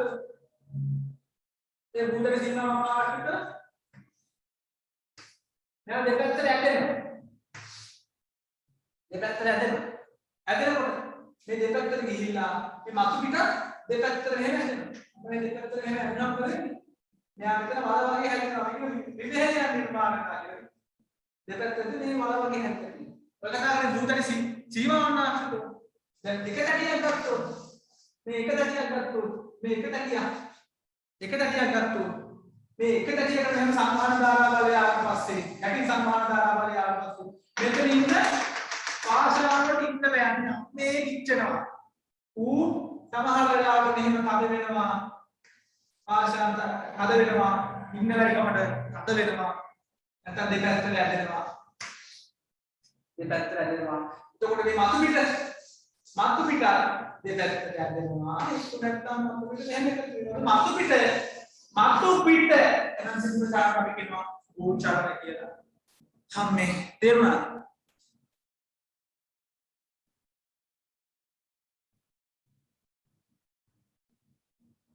ඒ තව පැහැදිලි කරන්න ඕනේද මම අද හොඳට හයියෙන් කෑ ගහලා කියලා දුන්නා මේක ළමයින්ට ගොඩක් අමාරු කොටසක් අපි දන්නවා මේ පැහැදිලි කිරීම නැතුව අමාරුයි ඉතින් හරි දැන් හොඳටම තේරුණාද නැත්නම් චුට්ටක් තේරුනේ කට්ටියට කියන්න බලන්න අයිපාරක් ඔන්නම් කියලා දෙන්න කට්ටියට දැන් ඔන්න භූචලනයි එනත භූචලන නැත්නම් භූකාරක චලන කියන්නේ එකක් භූ තැටි චලන කියන්නේ එකක් ප්‍රශ්න පත්‍රයේදී ප්‍රශ්නය අහම දෙවිදියට උත්තර ලියන්න දැන් භූ තැටි චලන වලදී අபிසාරී අපසාරී තීරයක් විදිහට චලන වීම තමයි කතා කරන්නේ ඒ කියන ඒවා හේතුවේ ඊළඟට මේ කියන විකිරණශීලී khනිජ වලින් පිටන දේවලුත් හේතුවේ මතු පිට සිදුවන චලන තමයි භූකාරක චලන කියලා කියන්නේ භූකාරක චලන හේතුවේ නිර්මාණය වෙන්නේ නිකන් නැමීම් සිදුවේ නැමීම් සහ ඇදීම් භූකාරක චලන හරහා සිදුවෙන භූචලන හරහා සිදුවෙන නැමීම් සහ ඇදීම් ඒක නේද විභේද නැමීම් සහ ඇදීම් කියන්නේ විභේද එතකොට විභේද හැදෙන්නේ නැමෙනකොට නැමි කඳු වගේ දේවල් හදන්නේ සම්මිතික නැම අසම්මිතික නැම මොන නැමීම ඇති විශේෂයෙන්ම මෙන්න මේ තැටි සීමාවන් ආශ්‍රිතව තැටි මෙහෙම කඩාගෙන තැලෙනකොට තැටි චලනයකට මතු පිට තැලෙනවා තැලෙනව තමයි තැටි මතු පිට තැලීම ආශ්‍රිතව තමයි ගොඩක් නැමි කඳු නිර්මාණය ප්‍රෙෂර් එක වැඩි දැන් තනි තැටියක මේ ඇක්සිඩන්ට් වල ලොකු ප්‍රෙෂර් එකක් තියෙනවා බුම් තැටි යට තියෙන බුම් තැටි තාගෙන එන්නේ උඩ මතු පිට උඩ ඇන්ඩර් වෙනවා එතකොට ගොඩක් නැමි කඳු නිර්මාණය වෙන්නේ තැටි සීමාවන් ආශ්‍රිතව මම මේක ආයෙ පාරක් කියලා දෙන්න අද මේ රිවිෂන් එකේදී ඔබත් ඒක කතා කරලා ටිකක් වේගෙන් ඒ නිසා ඔබට තේරෙන්නේ නැතුව ඇති ටිකක් තේරෙන්නේ නැතුව ඇති හැබැයි මේක හිමින් කියලා දෙන්න ඕන කාරණයක් ගොඩක් හිමින් කියලා දෙන්න කාරණයක් මේ ඉතින් ඔයගොල්ලන්ට පොඩ්ඩක් පොඩි අවබෝධයක් දෙන්න මේ නිබන්ධනයේ චුටි අවබෝධයක් දෙන්න තමයි උත්සාහ කළේ ඉතින් මම තව ගොඩක් මේ ගැන තේරෙන්න කතා කරන්නේ නැහැ දැන් ඔබ බලාපොරොත්තු වෙන විද්‍යාර්ථයෙක් වෙන්න නේද අර විද්‍යාර්ථයෙක් වෙන්න විශ්වවිද්‍යාලයට යන්න තමයි හැමෝම බලාපොරොත්තු වෙන්නේ. නිසා ඔබේ විශ්වවිද්‍යාල සිහිනේ යථාර්ථයක් වෙන්න කියලා මම අවසාන වශයෙන් ප්‍රාර්ථනා කරනවා. හරිද? ඉතින් විශ්වවිද්‍යාලයකට තාම දැකලාවත් නැති කට්ටිය ඇදෙන්නේ නේද? විශ්වවිද්‍යාලයට ගිහිල්ලාවත් නැති පිරිසක් ඇති නේ. දැන් ඔබ අනිවාර්යයෙන්ම රජයේ විශ්වවිද්‍යාලයකට යන්න බලාපොරොත්තු වෙන්නේ මම හිතනවා. ඒකට සාමාන්‍යයෙන් ඔබට දැන් අලුතෙන් කොමර්ස් තියෙනවා. ये होता कोर्सेस और टेक्नोलॉजी बेस्ड कोर्सेस और जियोग्राफिकल कंटेंट अप्लाई करना පුළුවන් ඒවට ඉතින් ඇප්ලයි කරන හොඳ ඉසෙට් එකක් ගන්න ඕනේ හරි හොඳ ඉසෙට් එකක් කරගෙන මේ කටයුත්ත අනිවාර්යයෙන්ම සාර්ථක කරගන්න පුළුවන් සාමාන්‍ය විශ්වවිද්‍යාලයකට යනකොට ඔබ try කරන්න හරි හොඳ කෝස් යුනිට් එක සාමාන්‍ය විශ්වවිද්‍යාලයකට ගිහින් හොඳ කෝස් යුනිට් එක උදාහරණයක් විදිහට ටවුන් ඇන්ඩ් කන්ට්‍රි ප්ලෑනින් කියන කෝස් යුනිට් එක සාමාන්‍යයෙන් 1.9ක් වගේ ඉසෙට් එකක් කියලා. ඒතර 1.9ක් සම්පූර්ණ ඉසෙට් එකක් සම්පූර්ණ කරන්න. හරි. ඊළඟට අපි අද දෙන පෙරදින විශ්වවිද්‍යාලයේ තියෙන භූගෝලීය තොරතුරු පහල. ඒකට 1.7ක ඉසෙට් එකක් කියලා. ඉසෙට් එකක් සම්පූර්ණ කරන්න ඕනේ ඒවා නිකන් කරන්න බෑ. ඒ වගේම තමයි හොඳ හරිවිෂන් කරනකොට හරිවිෂන් මාරු කරන්න බෑ.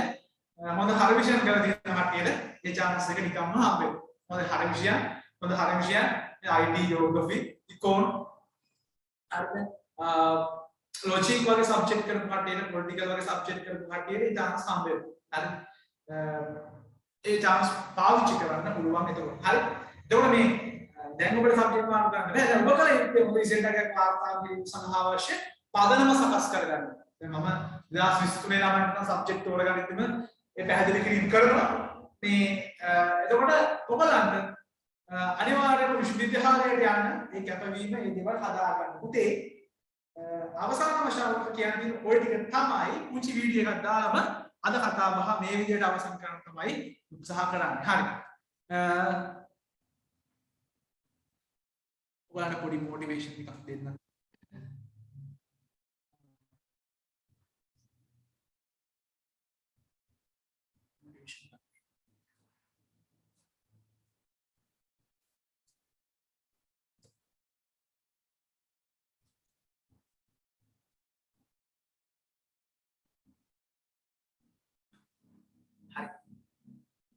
මගේ විශ්වවිද්‍යාලයේ පොඩි අපි කොහොම වුණත් අපේ පාසලට අපේ විශ්වවිද්‍යාලයට වැඩිපුර තැනක් හම්බ වෙනවා. තමන්ගේ හිතේ තියෙන දේ කොහොමද හම්බ වෙන දේනේ. හරි. ඉතින් මම ඔයගලන්ට විශ්වවිද්‍යාලය යන්න සැබවින්ම හැකියාව ලැබෙන්න කියලා ප්‍රාර්ථනා කරගෙන මේක දාලාම අද කතාව අවසන් කරන්න.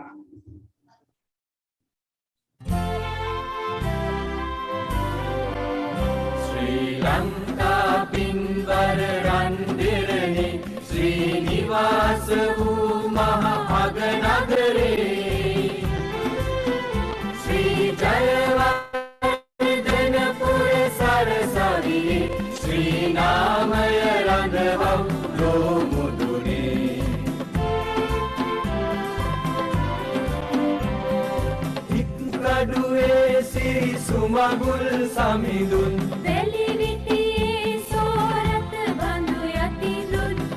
කල විද්‍යෝදය විදුබිමදුන් එලියෙන් දිවි මග සරසව් ශ්‍රී ලංකා පින්වර රන්දිරණි ශ්‍රීනිවාස වූ මහ අග නගරේ ශ්‍රී ජයවර්ධන පුර සරසවියේ ශ්‍රී නාමය රඳවම් ලෝමුදුනේ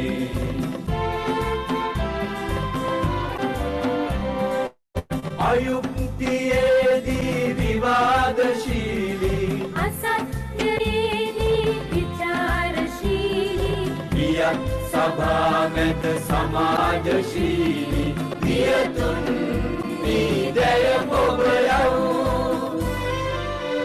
ශ්‍රී ලංකා පින්වර රන්දිරණි ශ්‍රීනිවාස වූ මහ අග නගරේ ජයවර්ධන පුර සරසවියේ ශ්‍රී නාමය රඳවම් ලෝමුදුනේ විද්‍යා උපතං සෙත්තා විද්‍යා උපතං සෙත්තා විද්‍යා උපතං සෙත්තා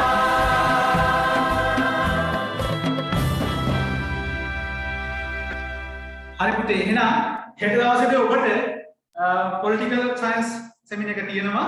ඉතින් ඔයාලට ඒවට සම්බන්ධ වෙන්න පුළුවන්. ඊට පස්සේ 27 වෙනිදා මීඩියා එක තියෙනවා. ඊට පස්සේ මේ විදිහට දිගටම ලොජික් ඊළඟට විදිහට ටෝන් සිග්නල් ඔය දෙක සබ්ජෙක්ට් ගණනාවක් අනුව ඉන්ස්ටිටියුට් කරා ඔබට සෙමිනාර්ස් තියෙනවා. ඉතින් ඒවට සම්බන්ධ වෙන්න ඔයාලට දැනුම එකතු කරගන්න පුළුවන්. ඉතින් අද අපි යම් දැනුමක් ඔබට දෙන්න උත්සාහ කරා. ලබන සතියේ ඉඳලා අපේ දරුවන්ට සම්බන්ධ වෙන දරුවන්ට රිවිෂන් එකේ මුල ඉඳලම ආයෙත් ටියුට් එක කතා කරනවා. අද සමස්තයක් විදිහට සම්බන්ධ වෙච්ච ජීවිතාරණ ආවරණයක් දෙන්න එහෙම කතාවක් ගොඩනගුවා. හරි බොහොමත්ම ස්තුතියි අපි සම්බන්ධව මේ සෙමිනාර් එකට. හරි. එහෙනම් සුදාම් පරිස්සමෙන් ඉන්න මේ කාලය තුල යසිරුදානම දෙවසන්නයි පරිස්සම.